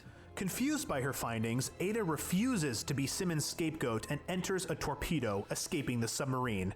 The next day, Simmons' warning comes true, and the city of Tall Oaks is attacked while the President of the United Lol. States, Adam Benford, was at a local Ivy University giving a speech in which he planned to finally reveal the true nature of the Raccoon City incident to the public. However, the president is infected, and Leon S. Kennedy and Secret Service agent Helena Harper are forced to shoot him, putting the president out of his misery. Afterwards, they receive a call from Hunnigan, who they update with the situation before being ordered to leave. They decide to check out the cathedral first instead, as Helena reveals that she is somehow responsible for the outbreak, but will only reveal the truth if Leon helps her reach the cathedral. The pair find some survivors, they escape the town in a bus, and head toward the cathedral. On the way, Hunnigan calls once again to inform them that Neo Umbrella has taken credit for the attack. She then asks What the what's at the hell? cathedral, as Simmons is starting to breathe down her neck for information. Just then, the bus is forced to swerve to avoid a zombie in the road, and Leon and Helena Zombie. are forced to continue on Zombie. foot to the cathedral. Zombie. Meanwhile, Ada watches from nearby and follows the two. There, they find the entrance to an underground laboratory with various human experiments in a cocoon-like form. Leon also Cocoon. finds a tape labeled "Happy Birthday, Ada Wong," which seemingly shows Ada being birthed from one of the cocoons at some unknown period in time. The two make their way through the lab What? and find She is a Helena's clown? secret, her sister, Deborah. She asks Leon to help her get her sister out to safety before she reveals the truth, and he agrees as the three head out. After some traversal, however, Deborah starts to scream out in pain and bursts into flames, transforming into one of the cocoons. Shortly after, she emerges but is shot by a nearby Ada. Helena goes to apologize to Deborah, but she awakens as a mutated creature that begins to fight the three. During the battle, Ada gives Leon a ring, which she claims will make sense later. They are able to defeat the creature in battle, and Helena, realizing her sister is now gone, allows her to fall to her death. What She then the reveals hell? that Simmons had kidnapped her sister, threatening to murder her if Helena didn't assist his plot to assassinate the president. Ada leaves the two, and they receive a call from Hunnigan. However, before they are able to warn her about Simmons, he intercepts their call. He then frames them for the president's death, insane. commanding them to come turn themselves into The him. hell? Meanwhile, Ada finds the lab containing the Happy Birthday Ada Wong tape, and she watches it herself, recognizing this as the creation of some kind of doppelganger of herself. Afterwards, she is called by Simmons once again, who she realizes has actually been the fake Ada the whole time, disguising her voice to impersonate him. The real Ada realizes that Simmons and the secret society he belongs to, known as the Family, would never risk exposing themselves and the potential destabilization of global politics, so she surmises that this fake Ada must be running Neo Umbrella with the sole purpose of destroying it. The fake Ada confirms this, noting that when she does so, the world will place the hell blame is on this Ada plot? Wong. The real Ada then calls the real Simmons, informing him that her doppelganger is in fact working against him. She then heads off to find the woman as she blows up the lab behind her. Leon and Helena make their way out of the Oh my catacombs, now goodness. both agreeing to work together to bring Simmons to justice. Outside, they witness Tall Oaks being So destroyed this is by a Resident missile Evil strike, 6, eliminating right? all evidence in an The act all Resident too Evil similar that to not a lot Raccoon of people City's fate like. years prior. They receive a call from Hunnigan, who informs them that Simmons is on his private jet en route to China, where another C-virus attack is underway. Knowing that Leon and Helena are on the top of the list of suspects for the president's death, Hunnigan helps them fake their own deaths, and the pair decide to go to China to follow Simmons. Back in Europe, Chris, still without his memories, has become an angry drunk, frequenting a bar where he's not exactly welcome. Pierce finds him after months of searching and confronts him, but Chris has no recollection of his partner. As Pierce gives him a pep talk, the bar patrons reveal themselves to be fellow BSAA, and they take Chris back. Realizing this is the only way he can get his life and memory back, Chris takes his place back in the BSAA and joins Pierce to lead Alpha Team into China. Let's Elsewhere, go. Claire Redfield drives to go visit Barry Burton and receives a call that her brother, Chris, is on his way to China to deal with a new bioterrorist attack, and she tells the person on the other end of the line to have Piers look after him. At the Burton household, Barry witnesses some news of the C-virus attacks on the television. Upstairs, Natalia, now fully overcome by Alex Wesker's consciousness, begins to recite poetry, ending her passage with a crooked smile. In China, Chris, Pierce, and Alpha Team execute a rescue mission and successfully escort a group of hostages from a BOW-riddled building. Afterwards, they escape the building and Chris sees a cocooned human triggering his memories of the events 6 months prior. Elsewhere in China, Jake and Sherry have been undergoing daily tests in a Neo Umbrella research facility since their abduction 6 months prior. Jake is able to escape from his guards and shut down power to the facility, allowing Sherry's escape as well. The two reunite and get in contact with the US government and learn that Sherry's superiors are in China as well. The two then find a motorcycle and use it to escape the facility. That's to so roam anime.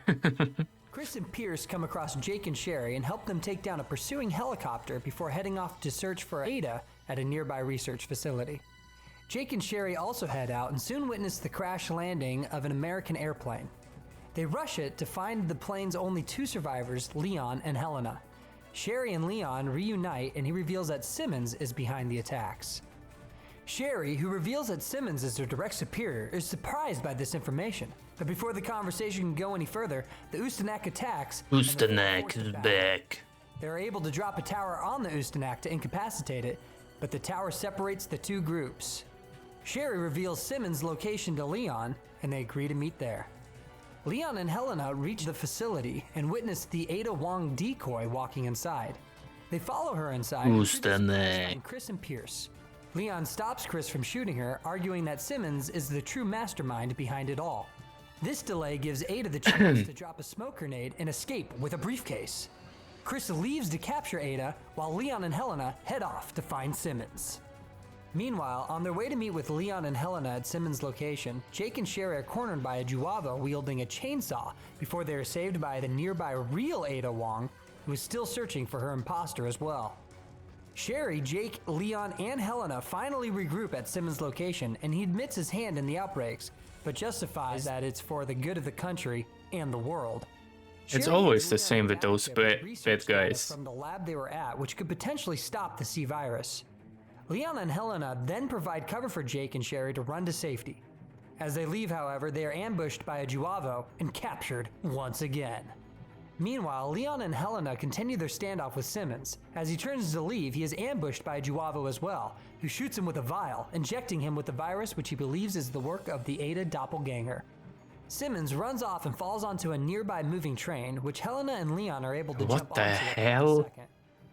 On top of the train, Simmons receives a call from his former partner, the Ada imposter, who admits that she turned him into a monster just as he did to her, What? before threatening that What's soon the going whole world on? would This suffer is the so same fate. random. Helena and Leon catch up to Simmons, who reveals that his killing of the president was to prevent the world from learning the truth about Raccoon City, which he believes would have caused the political order to collapse. He then mutates from the virus, forcing Leon and his partner to fight, and ultimately defeat him before the train derails and they are forced to Dude, jump what into a is this nearby ocean. game? Elsewhere, Chris and Pierce have chased the fake Ada to an aircraft carrier. It's that like has been you taken have over by 10 the different Umbrella. characters and They you... finally corner her on the bridge of the ship, where crazy. she reveals she has created a missile containing a massive amount of the C virus, threatening an event like Raccoon City, but on a global scale. Just after this revelation, however, a helicopter flies up containing a sniper working for the Family Secret Society, who shoots the fake Ada, and she falls to her apparent death. Pierce opens the briefcase she took from the facility and finds an enhanced strain of the virus. He and Chris then head to try to disarm the missile. Meanwhile, the real Ada Wong infiltrates the ship and finds evidence revealing the creation of her doppelganger. As it turns out, Simmons' hatred of Ada due to her insubordination led him to want to create his own replica of her that would follow What the his orders. fuck? He then created a strain of the C virus, fused with Ada's DNA, and injected it into a scientist named Carla Radames. However, this plan ultimately failed when Carla's consciousness slowly began to reawaken in her new physical form. Ada finds Carla's dead body on the deck of the ship, and Ada laments the poor woman's plight. However, Carla suddenly reawakens, mutated by the virus, and attacks Ada. After a battle spanning the entire What ship, the Ada fuck? is able to finally kill Carla before she finds a helicopter to escape and investigate a tower she found evidence of in Simmons' files. On the ship, Chris and Pierce try to stop the missile's launch, but that's ultimately crazy. fail as it heads towards the city. Leon What the calls Chris, fuck? who frantically tells the former to leave immediately as the missile explodes over China, immediately enveloping the city with the C-virus gas and infecting almost all of its inhabitants practically immediately. That's just Leon insane. then sends Chris to Neo Umbrella's underwater research facility to recover Sherry and Jake, who he reveals is Wesker's son. Chris then tells Leon that Ada is dead, which visibly upsets Leon, who is still unaware of the doppelganger situation. Leon and Helena fight through the infected city, aided by Ada in the helicopter, much to Leon's confusion. I'm so confused. Eventually, the pair reach the quad tower where they find an also still alive Simmons. Ada arrives in the helicopter and How the Simmons hell- believes her to be Carla, ordering her to use Jake's blood to make the virus stronger before he mutates once again into a T-Rex-like creature. What? The three fight and defeat him one more time before Ada heads up to the roof where Leon and Helena follow. On their way up, Ada is incapacitated by Simmons, and Leon rushes to protect her from an advancing Simmons. She awakens, and Simmons eventually knocks Leon off a ledge, but Ada returns the favor and saves him before dropping Simmons below as she swings away. Shortly after, Leon spots Ada, who calls him and tells him about a gift she left him on the roof before parting ways with him one last time. Helena tells Leon to go after her, but he refuses, opting to stick with Helena instead. On the roof, Simmons absorbs the bodies of various infected around him and uses them to enhance his power. Now running What from the a giant mutated hell UwUwU, is Leon this? and Helena reach the helicopter with the present Ada left behind. Yet another rocket launcher to Of defeat course. Leon's foe. He uses it once more and Simmons is finally killed, falling to his death, being impaled by a structure in the center of the tower, Lol. putting the Umbrella logo beneath with his own blood, one final omen of Neo Umbrella. Oh my Also in the gosh. helicopter, the two find a makeup case with a data disk inside containing all of the evidence incriminating Simmons in the C-virus attacks, which would furthermore prove their innocence. They then escape the city in the What helicopter. is led this by Ada. game? Oh my god. Afterwards, Ada is able to enter the laboratory in the quad tower where she finds all of Carla's research, including her greatest work, an unhatched cocoon inside a glass chamber. Now, knowing that Carla was no innocent, Ada no longer feels any sympathy for her and sets her lab, including the cocoon, ablaze, destroying everything. She then receives a phone call offering her her next job. She smiles and accepts. Meanwhile, Chris and Pierce make their way to Neo Umbrella's underground research facility, and once they arrive, Chris reveals his intentions of retiring from the BSAA after this mission, passing the torch on to Pierce. The pair find the controls to release Jake and Sherry, and the four eventually reunite. During their ensuing conversation, Jake sarcastically thanks Chris, a trait the latter proclaims reminds him of his father, Albert Wesker. He then reveals to Jake that he was the one that killed Wesker. Angered at this revelation, Jake pulls a gun on Chris, who tells Jake that he can shoot him if he wishes. But he only asks that Jake survive to save the world with his blood in return. Jake ultimately decides not to shoot his father's killer, instead realizing the gravity of the situation at hand. As the four attempt to leave the facility, the main experiment held inside, House, a gigantic BOW designed to destroy the entire planet, awakens, and Chris tells Jake and Sherry to escape while he and Pierce fight the creature. Jake and Sherry run off while Pierce and Chris lead the creature to a chamber. How do you want to defeat this creature? Fail It's in the battle, however, with Pierce mortally wounded and Chris captured by it. In order to save his commanding officer, Pierce injects himself with the enhanced C-virus strain he took from Carla, and using the enhanced strength given to him by it, defeats the monster and saves Chris. The pair then attempt to escape the facility, with Chris promising to get Pierce to safety where they can find the cure. Meanwhile, as Jake and Sherry attempt their escape, they are once again attacked by the Ustanak. Jake is able to punch the creature into a pit of magma, and the pair find a hyperspeed tram that they use to leave. However, in a fiery eruption behind them, Ustanak pursues them once again. The good old Ustanak. Now exposed, Jake and Sherry help each other aim a gun to shoot it and finally kill it, Lol. allowing the two to escape safely. Ustanak, goodbye An Nak. escape pod, Pierce pushes him in and closes the door. Knowing that it's too late for him, Pierce launches Chris's pod with only him inside, opting to die with the destruction of the facility. As Chris's pod shoots towards the surface, the Chaos arrives once again, but in his final moment, Pierce shoots a giant blast of electricity, finally killing the monster. What the hell? On the surface, a helicopter arrives to extract Chris, who now carries a revived It's not sense a of purpose freaking Resident Evil anymore. in the BSAA. It's just Afterwards, insanity. Sherry flies back to the US, having given Jake's blood sample to the United Nations top researchers. Jake's relationship to Wesker is kept highly classified, and his blood is used to create a vaccine for the C-virus, which helps to contain the outbreak. Sherry receives a message from Jake, who jokingly lowers his asking price to $50 before driving off on a motorcycle. Later, Epic. Helena visits her sister's grave, and Leon and Hunnigan arrive to speak with her. Helena turns herself in for her hand in helping Simmons, but Hunnigan reveals that given the evidence and the extortion, Helena cannot be held responsible. Her actions are kept classified, and her freedom is granted. Helena then tosses Ada's makeup case to Leon, so he can return it to her the next time the two meet. Wait, Sometime later, Jake is in a small village in an unspecified location, seemingly back to his mercenary ways. He then proceeds to protect a young boy, asking for only an apple in return. The next year, TerraSave sends Claire Redfield to investigate the island of Sonido de Tortuga, the filming location of the Idle Survival Japanese reality show, which was attacked by infected. Through her investigation, Claire discovers that the former US military base on the island was purchased by Oswell E. Spencer nearly 20 years ago. Claire and her team find the survivors of the Idle Survival show, and they take them to a safe location on the island, an abandoned facility. There, Claire discovers that the island was the location of Alex Wesker's initial research into immortality for Spencer. Claire finds Dirk Miller, the creator of the BOWs on the island, as well as an associate of Alex's, and Claire goes to apprehend him. However, one of the survivors from the Idol show, Zeely, reveals herself to be a double agent from one of Umbrella's competitors, Shen Ya Pharmaceutical.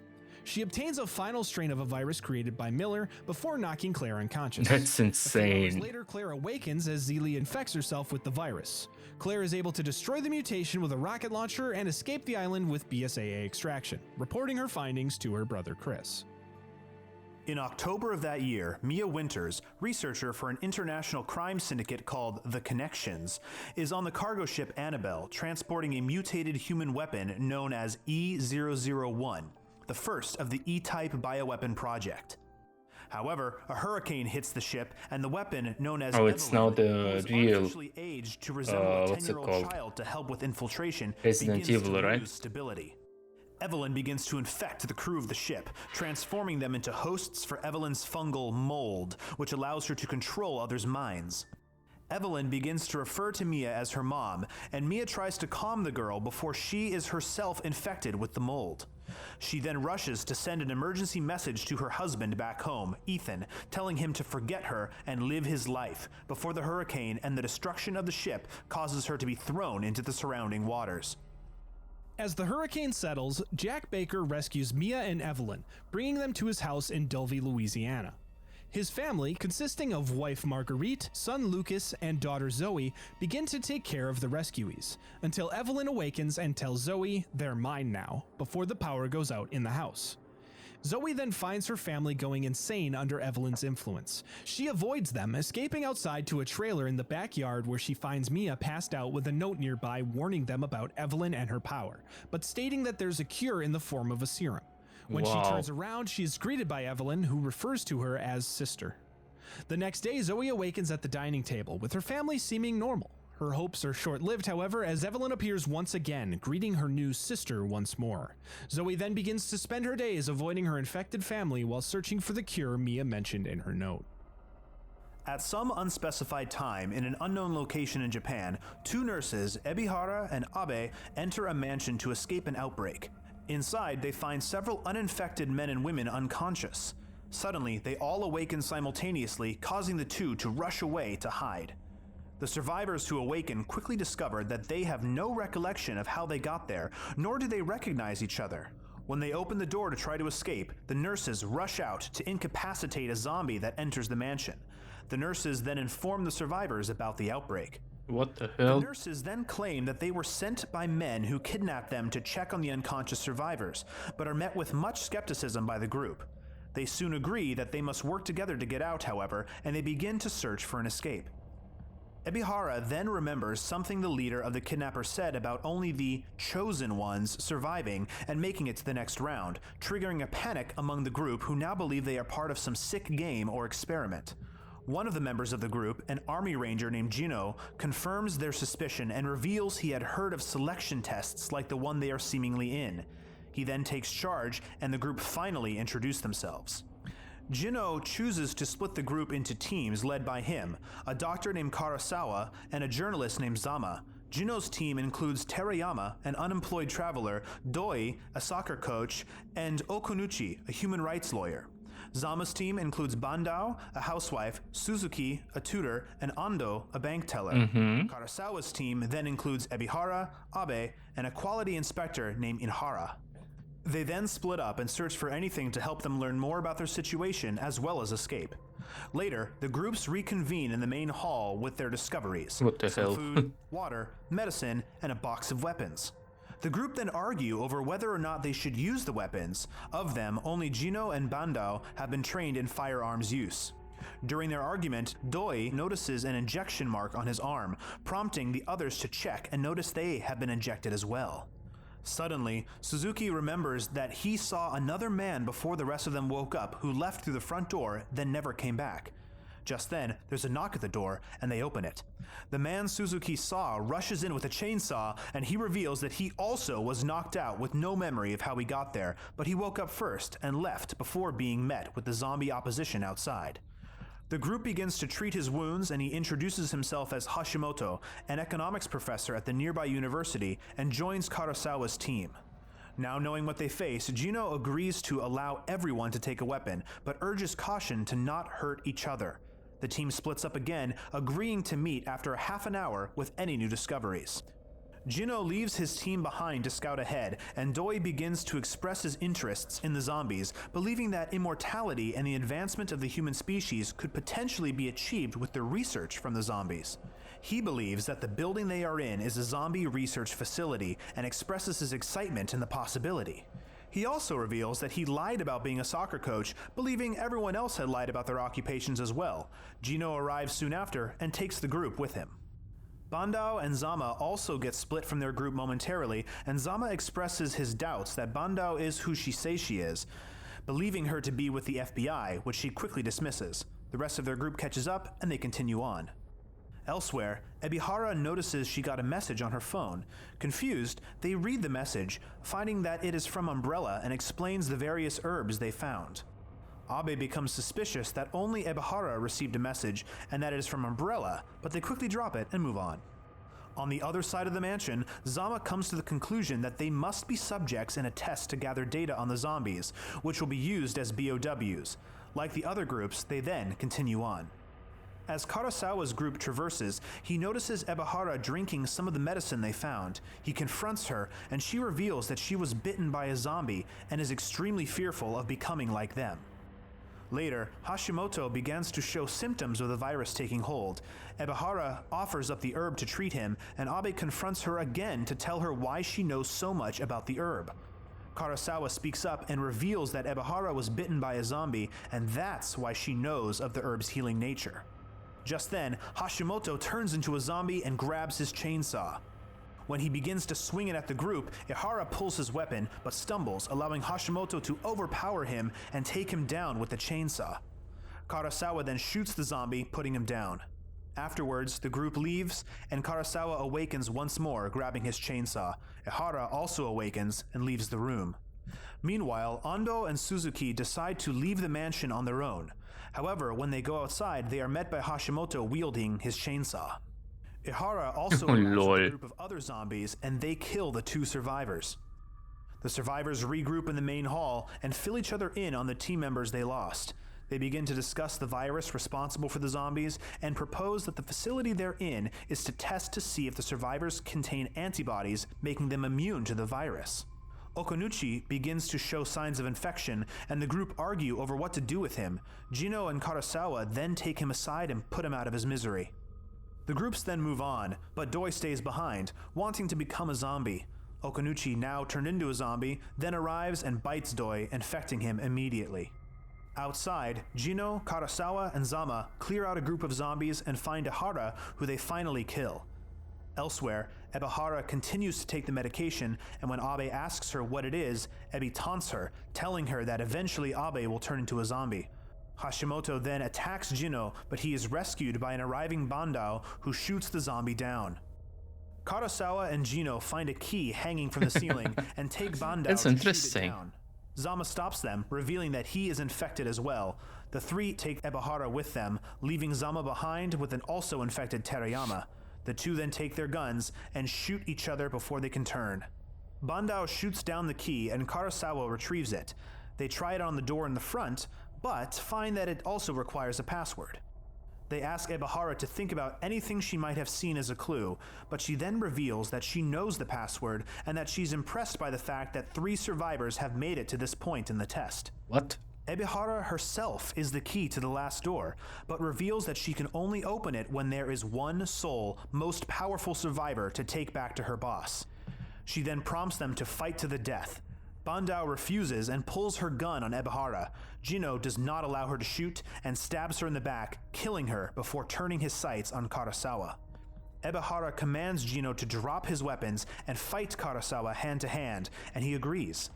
He then reveals to Karasawa that he knew about the plan from the very beginning, as it was a military experiment he was chosen to participate in. The 2 proceed to fight as Plot Ebihara twist. marches on. Surprisingly, Karasawa overpowers Jino, who grabs his knife out of desperation. He goes to stab Karasawa with it, but he is able to avoid the attack, making Jino stab himself with the knife before he takes it to slice Jino's throat, killing him. Ebihara applauds Karasawa and reveals that he was injected with the T-virus from the very start, and the purpose of the experiment was not to create a vaccine, but to create a tyrant. She then opens the door, and afterwards, Karasawa strangles her to death. Karasawa then closes the door, locking himself inside the facility. Bandao then stands up, seemingly uninjured. She reveals herself to being involved in the experiment and informs Karasawa of his new abilities as a tyrant. She then reveals that she works for a private company that creates the tyrants and provides them to militaries across the world, with Karasawa just being the latest of the crop. He then picks up a nearby gun and shoots her to put an end to this production. He then puts the gun up to his own head, but is stopped by a mysterious man who enters through the locked door. What? He offers Karasawa to come with him to rule over the lesser humans, but he refuses to become a mindless weapon. He then puts the gun back to his own head and pulls the trigger. Damn. Sometime later, Chris Redfield is sent with the Mexican army to track down and arrest a bioweapon arms dealer named Glenn Arias, as well as rescue BSA agent Kathy White and her son Zach, who were taken hostage by Arias. They find a mansion and split up into groups. One group finds Zach, who is infected, and takes out the group. Chris is the only one to escape the building alive and finds Arias outside. Arius reveals that he has designed a new virus whose victims can distinguish between friend and foe. He then brings forth his enhanced bodyguards, Maria and Diego Gomez, Oh my who present God. an infected Kathy. Arius then leaves as Chris is surrounded by a swarm of zombies that an army helicopter protects him from. 4 Damn. months later, Rebecca Chambers is working at a university to create a vaccine for a new viral outbreak that is growing around the Great Lakes. She sends her assistant Aaron to retrieve a sample, and as he leaves, she notices one of her vaccine experiments is reporting a success. Aaron notices an open vent, but when he inspects it, Maria appears and kills him. The power in the lab goes out, and Maria releases a gas through the ventilation system, infecting everyone in the facility. Rebecca is able to reach the vaccine she recently synthesized and injects herself, successfully preventing her infection. She takes the vaccine data on a flash drive, then goes to leave, but is attacked by Aaron, who she is forced to kill with a fire extinguisher. She takes cover in her lab, but Maria throws a grenade in the office, breaking the windows and allowing zombies to enter and attack. At the last second, however, Rebecca is saved by an arriving Chris Redfield. Later in a hotel room, Chris and Rebecca discuss Arius, and Chris surmises that Maria's presence in the lab indicates that the virus will be modified to affect the vaccine's usage. Rebecca then reveals that the virus's genome resembles the plagas used by Los Illuminados, prompting her and Chris to seek out Leon, who has a history with that particular virus. They find Leon in Colorado, drowning his sorrows in a bottle after losing his team in Washington, D.C. in a bombing he was unable to prevent. Leon refuses to join in their fight, prompting an argument between he and Chris. To break up the argument, Rebecca reveals that she believes that Arius's virus has actually infected people all across the United States, but is lying dormant until he activates it using an unknown trigger. Arius surveils the restaurant from afar and orders Maria to apprehend Rebecca. Later, when Rebecca uses the bathroom, she is surprised by Maria and captured.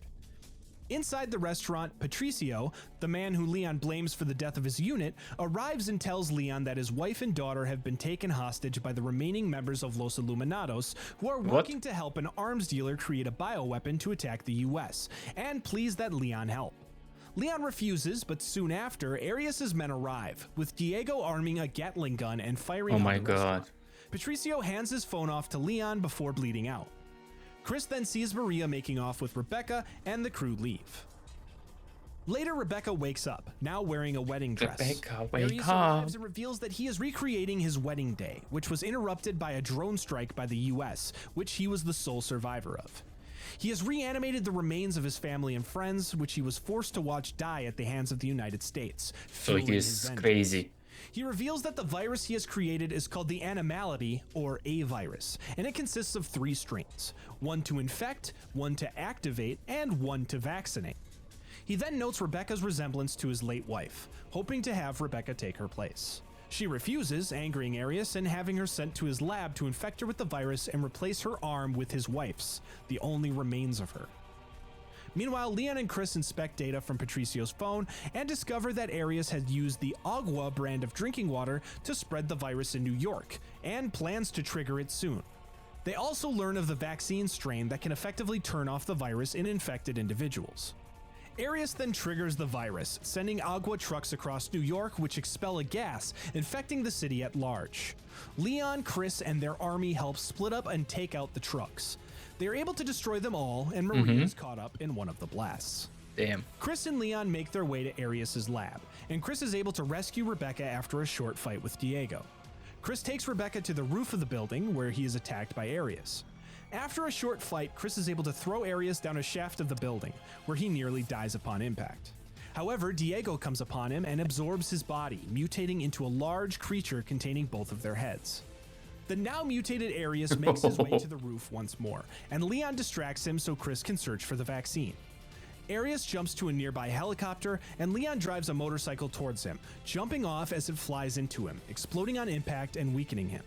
Chris then arrives and launches a grenade into Arius's heart, finally killing the creature. Damn. He then cures Rebecca, and the group release the vaccine above the city, curing the inhabitants and ending the outbreak. Later, Maria, having survived the previous explosion, finds Diego's dead body and looks on in a silent rage. In June of 2017, a television crew travels to Dulvey, Louisiana to investigate a supposedly haunted house. Inside, the crew are attacked by the Baker family, with cameraman Clancy Jarvis taken captive and the other 2 killed. Clancy is then toyed with by the family. He almost escapes Marguerite's captivity by outsmarting her, but is knocked unconscious by Lucas, who begins to force him to play demented games, including a game of 21, where he's forced to indirectly cause the death of a fellow captive, Hoffman. Oh. Clancy's final game came as part of a birthday celebration, where he is lit on fire and burned to death. Shortly after, Ethan Winters arrives in Dulvey, having tracked his wife Mia's movements there after receiving a panicked message from her, followed by her disappearance for over 3 years. He finds a house and underneath discovers Mia, still alive and seemingly well. However, this doesn't last long, and she suddenly turns violent and attacks him, forcing Ethan to kill his wife. Shortly after, he receives a call from Zoe Baker, who offers to help and tells him to escape through the attic. On his way, however, he is attacked again by a revived Mia, who cuts off his hand before walking off. In the attic, he is attacked by Mia once again, who he is able to defeat once more. He is unable to leave, however, as Jack Baker then attacks and captures Ethan. When he awakens, now with his hand reattached, he is welcomed into the family by the Bakers, now joined by a catatonic elderly woman. Ethan is able to escape from his restraints, but is chased around the house by Jack. A deputy arrives to investigate the house, but is killed by Jack shortly after, who Ethan is then forced to fight one-on-one. Ethan wins, with Jack surprisingly delivering the final gunshot to himself. Jack's death is short-lived, however, as Ethan is attacked by a man very shortly after, What the witnessing hell? his wounds healing and regenerate. Ethan slips away from Jack and fights his way through several creatures created from Evelyn's mold in the basement. Eventually, Ethan has a second showdown with Jack, obtaining a key he needs to escape the house. In the backyard, Ethan speaks to Zoe and learns that Mia is alive, but that they would need to create a serum to cure both women their infection before they could leave. Ethan then heads off to find ingredients for the serum, killing Marguerite in the process. He then learns that Lucas has captured 2 women and is holding them hostage. Ethan is forced to play the same game that met Clancy's death. Oh, really? Lucas Oh. Probably my internet. Once again. is alive, forcing the Bakers Oh, to yeah. flee. It sucks. Ethan then finds Mia and Zoe. I hope it's very good again. However, suddenly Jack appears once more, now heavily mutated. Ethan is forced to inject Jack one of the doses of serum, which in his weakened state allows his body to finally die. Outside, Ethan must decide which woman to cure with the remaining serum. Naturally, he chooses to cure his wife Mia, but promises to send help for Zoe to leave her behind as they escape on a boat. They come across a tanker that Mia arrived on, and they are attacked by Evan. This knocks Ethan unconscious. He has a vision of Jack proclaiming his family's innocence and asking Ethan to kill Evelyn to stop her infections. Mia then wakes up on the ship and begins to search for Ethan. She has visions of Evelyn, whom she doesn't remember, but claims is her daughter. Evelyn makes Mia watch tape, which details her. Yeah, I've just noticed it. Why? Let me see. Why?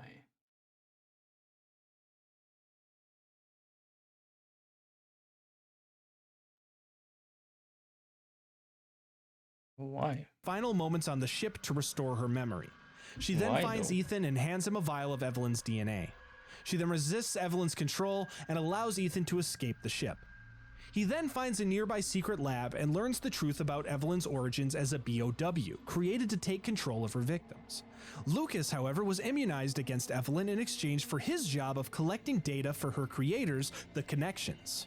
I don't know. Using Evelyn's DNA, Ethan creates a toxin that will kill her, and he makes his way back to the Baker house.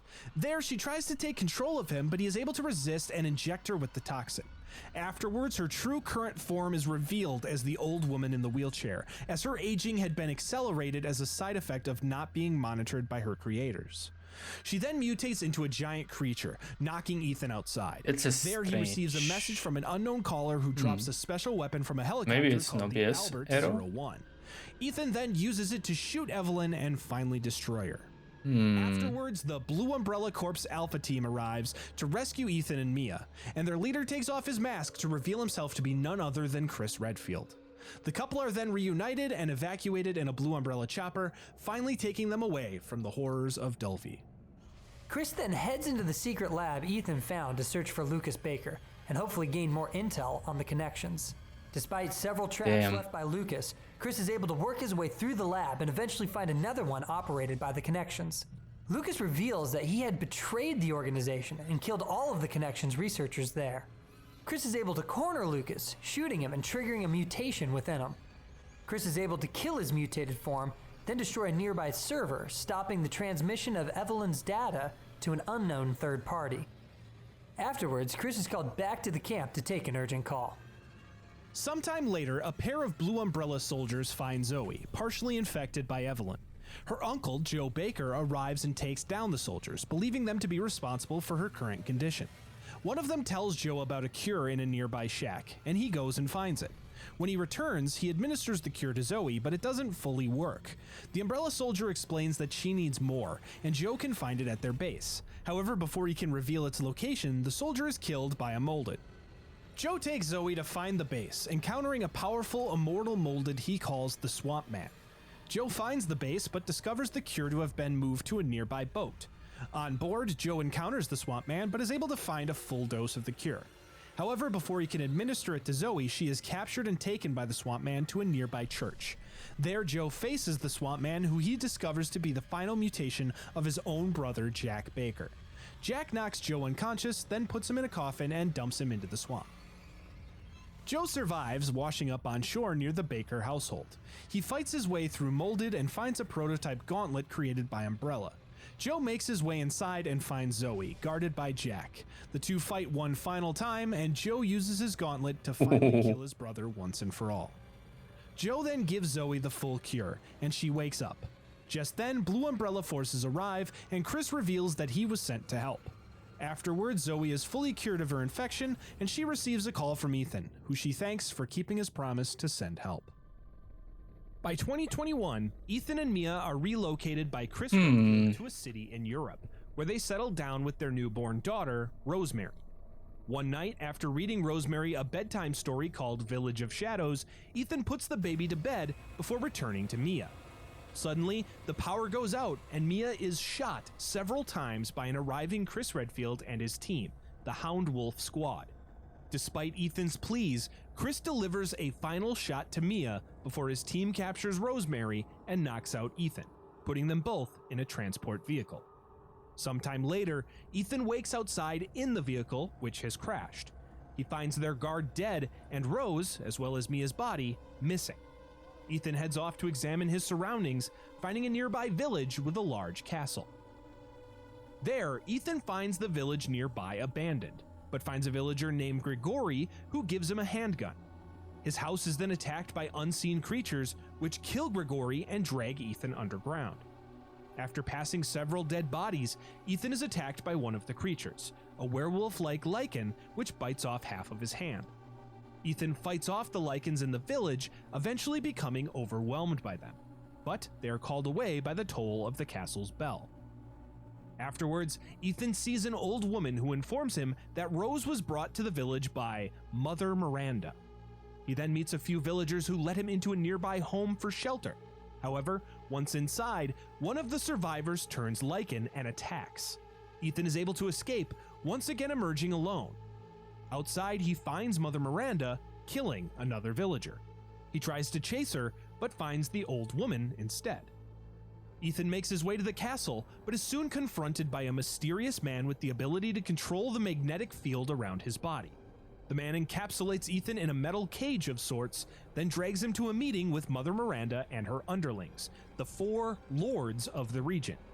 These 4 lords include Karl Heisenberg, the man who captured Ethan, Lady Alcina Dimitrescu, a vampiric winemaker and countess of the castle, Donna Beneviento, a puppeteer who telekinetically speaks through her doll Angie, and finally, Salvatore Moreau, a fishman.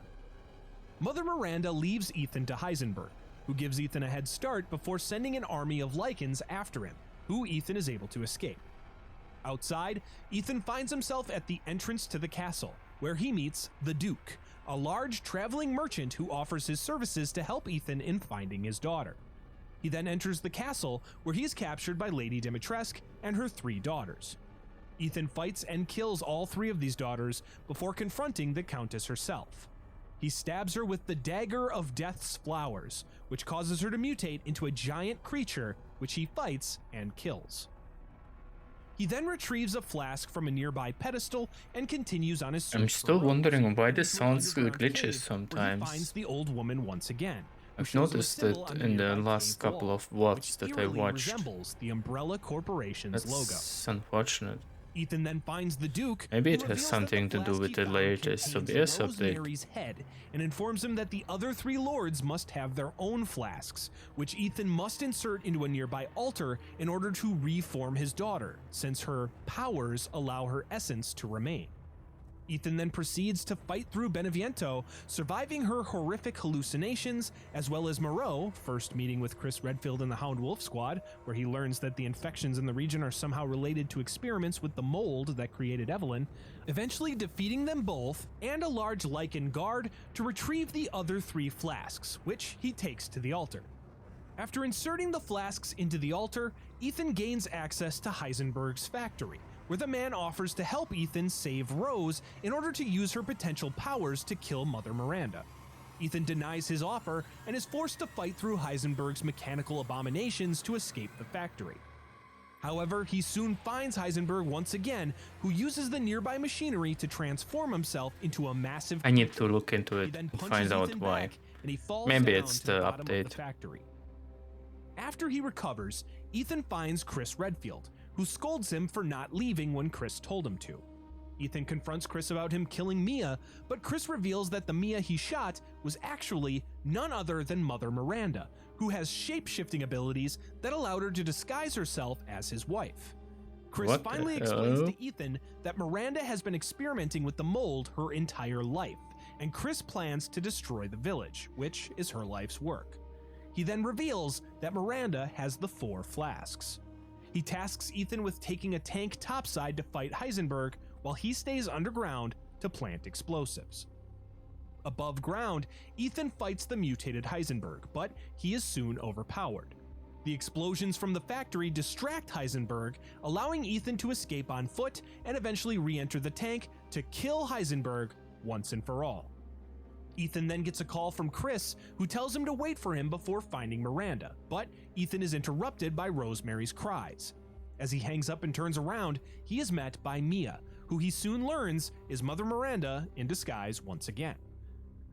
Miranda reveals to Ethan that Rose is Evelyn's successor and her true, complete form.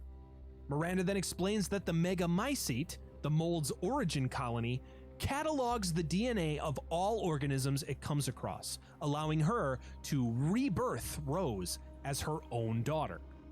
Miranda, who reveals herself to be the old woman who was watching him throughout his travels in the village, then rips out Ethan's heart, killing him and promising to catalog his blood in the Megamycete. As Ethan lies dead on the ground, Miranda leaves, expressing her excitement to meet her, quote, true daughter once again. Lol. Shortly after, Chris briefs the Hound Wolf Squad on the events so far, as they head towards the village to finally kill Miranda. As soon as they arrive, the BSAA arrives as well. Chris and his team then lead a full-on attack on the Lycan army in the village, eventually reaching the Megamycete and attaching a neutron bomb to it. Before detonating it, however, Chris elects to find Miranda to finish her off himself. On his way, he finds Miranda's lab, where he learns the truth to her experiments. Long ago, Miranda's daughter, Eva, died from the Spanish flu. Miranda I actually then kind of discovered the Megamycete have an idea and what experimented happened with it to with the create a sound. parasite called the Kado, which allowed her to gain her own powers as well as the power of her 4 lords. When none of them proved to be a suitable host for Eva's Maybe I can rebirth, try it out she tomorrow. worked with the connections by providing the mold and Eva's DNA, with which they created Evelyn, who also proved to be an unsuitable host for her daughter. However, her work with the connections led her to learn of Rosemary, who she decided to use as her host. Most surprisingly, Chris learns that one of Miranda's students was none other than Oswald Spencer. Although the pair disagreed on their motives, with Spencer wanting to infect the entire world while Miranda only wanted to resurrect her daughter, Spencer continued to write to her after he left to start his own company, Umbrella Corporation, drawing inspiration from the symbol in the caves. Chris then finds the real Mia and rescues her, informing her of Ethan's death. Mia surprisingly tells Chris that Ethan isn't really gone, as she secretly knows of his own special abilities. Elsewhere, Ethan finds himself in a frozen tundra, where he sees a vision of Evelyn, who tells Ethan that he is dead. While Ethan assumes he was killed by Mother Miranda, Evelyn reveals that Ethan was actually killed 3 years ago during his initial fight with Jack Baker, and after that, it was the mold that recreated him, explaining his superhuman healing abilities. Ethan then wakes up in the Duke's carriage, who is en route to the ceremony site to take Ethan to Miranda. Ethan thanks the Duke and heads off, fighting his way to Mother Miranda. When he reaches her, he finds that she has successfully reformed the child, but much to her dismay, it is not her daughter, but Rosemary, who begins to absorb Miranda's power. A nearby Chris then shoots Miranda, allowing Ethan to recover his child. However, Miranda begins to mutate with the mold, taking Rose back and absorbing her as she transforms into a giant creature. Ethan harnesses his determination and fights Miranda in a grueling battle, eventually emerging victorious and killing her. The mold around her then begins to disintegrate, and Ethan finds Rose in the remains. As he grabs his daughter, however, he begins to crumble as well. As the remains of the Megamycete begins to mutate, Chris drags Ethan out of the wreckage. Ethan tells Chris to watch over Rose as he gives her his jacket. As the mold separates them, Ethan takes the detonator for Chris's bomb and stays behind, knowing as soon as the mold is gone, he will be too. Chris heads off, and Ethan pushes the detonator. As Chris returns to Mia in an escape helicopter, she demands to know where her husband is. Just then, the village below explodes, destroying the mold and, in turn, Ethan, who Chris reveals sacrificed himself to save them. Nearby, one of Chris's men reveals that he recovered one of the BSAA's squad, a BOW dressed up as a soldier. A confused and frustrated Chris then orders his pilot to chart a course to the BSAA's European headquarters to get some answers, as he states that someone's gotta pay. At an unspecified point in the future, an Alaskan research team discovers a whale preserved in ice. Inside of it, creatures come to life that proceed to infect a member of the team. One researcher sends a sample to a Dr. Dan Gibson in the US. Gibson studies it to create a vaccine, but his team becomes infected during the trials. A special force team is sent by the Center for Disease Control to retrieve his work. Agent Lisa Martin is able to help Gibson escape, but is shot in the process, developing amnesia. Sometime later, Lisa and Gibson are living in Croatia, where the disease is spread with a group of other survivors. Supplies are running low in the city, and escape looks unlikely with the amount of infected surrounding the border. Lisa and Gibson hear a rumor of a girl on the island of Lenosa who is immune to the virus and may be the key to a cure. The team hatch a plan to distract the zombies with another music one to of slip those past them to reach an air base to theater fly to the stuff. island. Gibson is separated from the rest of the group, but Lisa eventually finds the air base mostly abandoned. They find evidence that Gibson was there, and they ask the soldiers stationed there if they had seen Gibson. They are informed by Dr. Joe Nags that Gibson is believed to be a bioterrorist and is on his way to the US to stand trial for his hand in the virus's spread. He also states that the virus has been sent for further research to the United States Army Medical Research Institute of Infectious Diseases, or USAMRIID. However, their discussion is cut off when Gibson calls from the aircraft he was being transferred in, claiming that he hijacked the craft. Colonel Maurice Green sends Nags and the others in the USS Wyoming submarine to head to Lenosa Island to find Gibson. On the way, Lisa learns that the submarine has received orders for Operation Walking Dead, which Nags explains is a plan by NATO to destroy India and China so the zombies cannot affect the heavily populated countries and exponentially increase their numbers. The Wyoming is revealed to be carrying over 100 nuclear missiles to carry out this task. Knowing that Gibson's cure is the only way to prevent this, the group hopes to prevent the widespread execution. Gibson parachutes onto the island but does not find the girl. Another soldier from the airbase, Scott, finds Gibson, who reveals that he is infected. Gibson then tells Scott that Lisa was initially sent to him by the US government to seduce him and steal the sample of the virus, but her amnesia prevented her from carrying out her plan. Meanwhile, the USS Wyoming is attacked by a group of mutated whales. They surmise What? that the whale's Mutated blood contains whales? What the antibodies hell? to defeat the virus, and Lisa heads off to find Gibson. She finds him infected and injects him with the whale blood.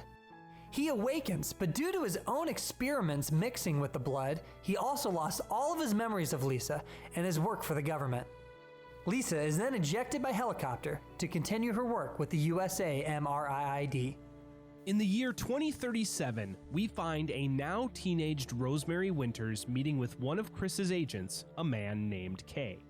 Kay offers Rose a way to remove the powers given to her by the Megamycete, which have caused her to be alienated since her childhood.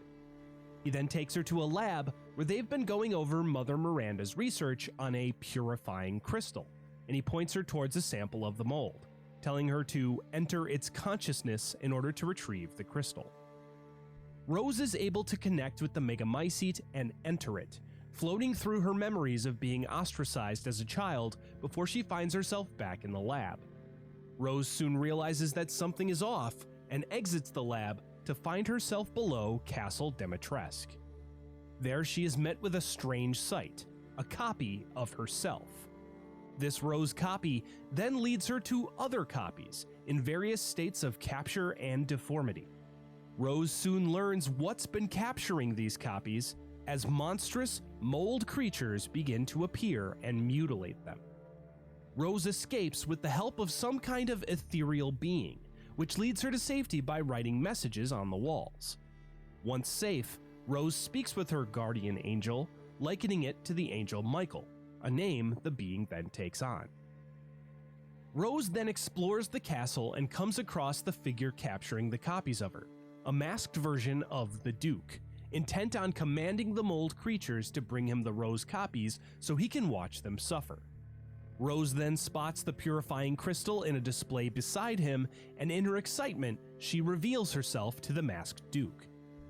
Once Rose escapes the Duke's mold monsters, she discovers that she must find 3 masks in order to unlock the display case to obtain the crystal. With Michael's help, Rose is able to unlock her powers, enabling her to destroy the mold to an extent, and eventually obtain all 3 masks. Nice. Rose then unlocks the display case holding the purifying crystal, but as she grabs it, the masked Duke reveals that it is merely a copy, which then crumbles in Rose's hands. Rose is then enveloped by the mold and taken to a pit, where the masked Duke forces her to fight his giant, brutish creature. Once Rose defeats this creature, Michael leads her to a cliff and instructs her to jump. She does so and is taken to a deeper stratum within the Megamycete. There she enters a house of horrors where she is forced to relive the taunting and teasing she endured as a child. After hiding and escaping from several murderous dolls and mannequins, Michael takes Rose to a recreation of her old home. There, Rose is shown memories of her father, who she doesn't remember, caring for her when she was a baby. She then finds a letter her father wrote to her where he claims that he'll always be with her. This tender moment is interrupted when Rose meets her true tormentor on this stratum, Evelyn. The girl expresses her jealousy over Rose's parents wanting her and not Evelyn before Michael helps subdue the girl temporarily. Evelyn's frustrations then boil over and she turns towards Rose. Michael then appears in the flesh and pushes Rose out of the way, plunging her below to a deeper stratum. There, Rose finds the village the Megamycete was created in, and she follows an apparition of herself to its core. There she finds the source of the copies of herself, learning through various notes left around that Mother Miranda, who had died but found herself alive within the Megamycete, had been creating these copies still in an effort to create a vessel for her daughter, Eva's rebirth. When the copies turned out to be failures, Miranda used another creation, the Masked Duke, to exterminate them. Miranda then decided that instead of creating the perfect copy of Rose, she'd simply convince the real girl to enter the Megamycete instead.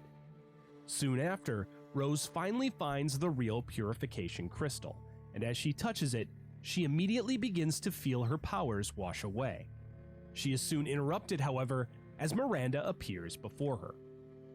Miranda not only reveals her plans to Rose, but also explains that she was able to manipulate the Megamycete within the girl to make her believe she was talking to Kay, when in reality, it was only an illusion to lure her into the Megamycete's consciousness, where she would relinquish her powers and become weak enough for Miranda to implant her daughter's essence. Michael then appears again to take Rose to safety, and Miranda reveals that he had been Rose's father, Ethan Winters, all along. Ethan then protects Rose from the various mold creatures as they run from an approaching Miranda. Once in a clearing, Ethan distracts Miranda to give Rose a chance to use the purifying crystal to finally rid herself of her powers. Rose instead destroys the crystal, embracing her abilities and using them to fight Miranda one-on-one. Ooh, After a battle, did not Ethan know the endows Rose DLC. with his own powers, which she uses to finish Miranda once and for all. The woman then calls out to her daughter Eva as she finally disappears from the Megamycete. Rose and Ethan then finally share a moment together, face to face.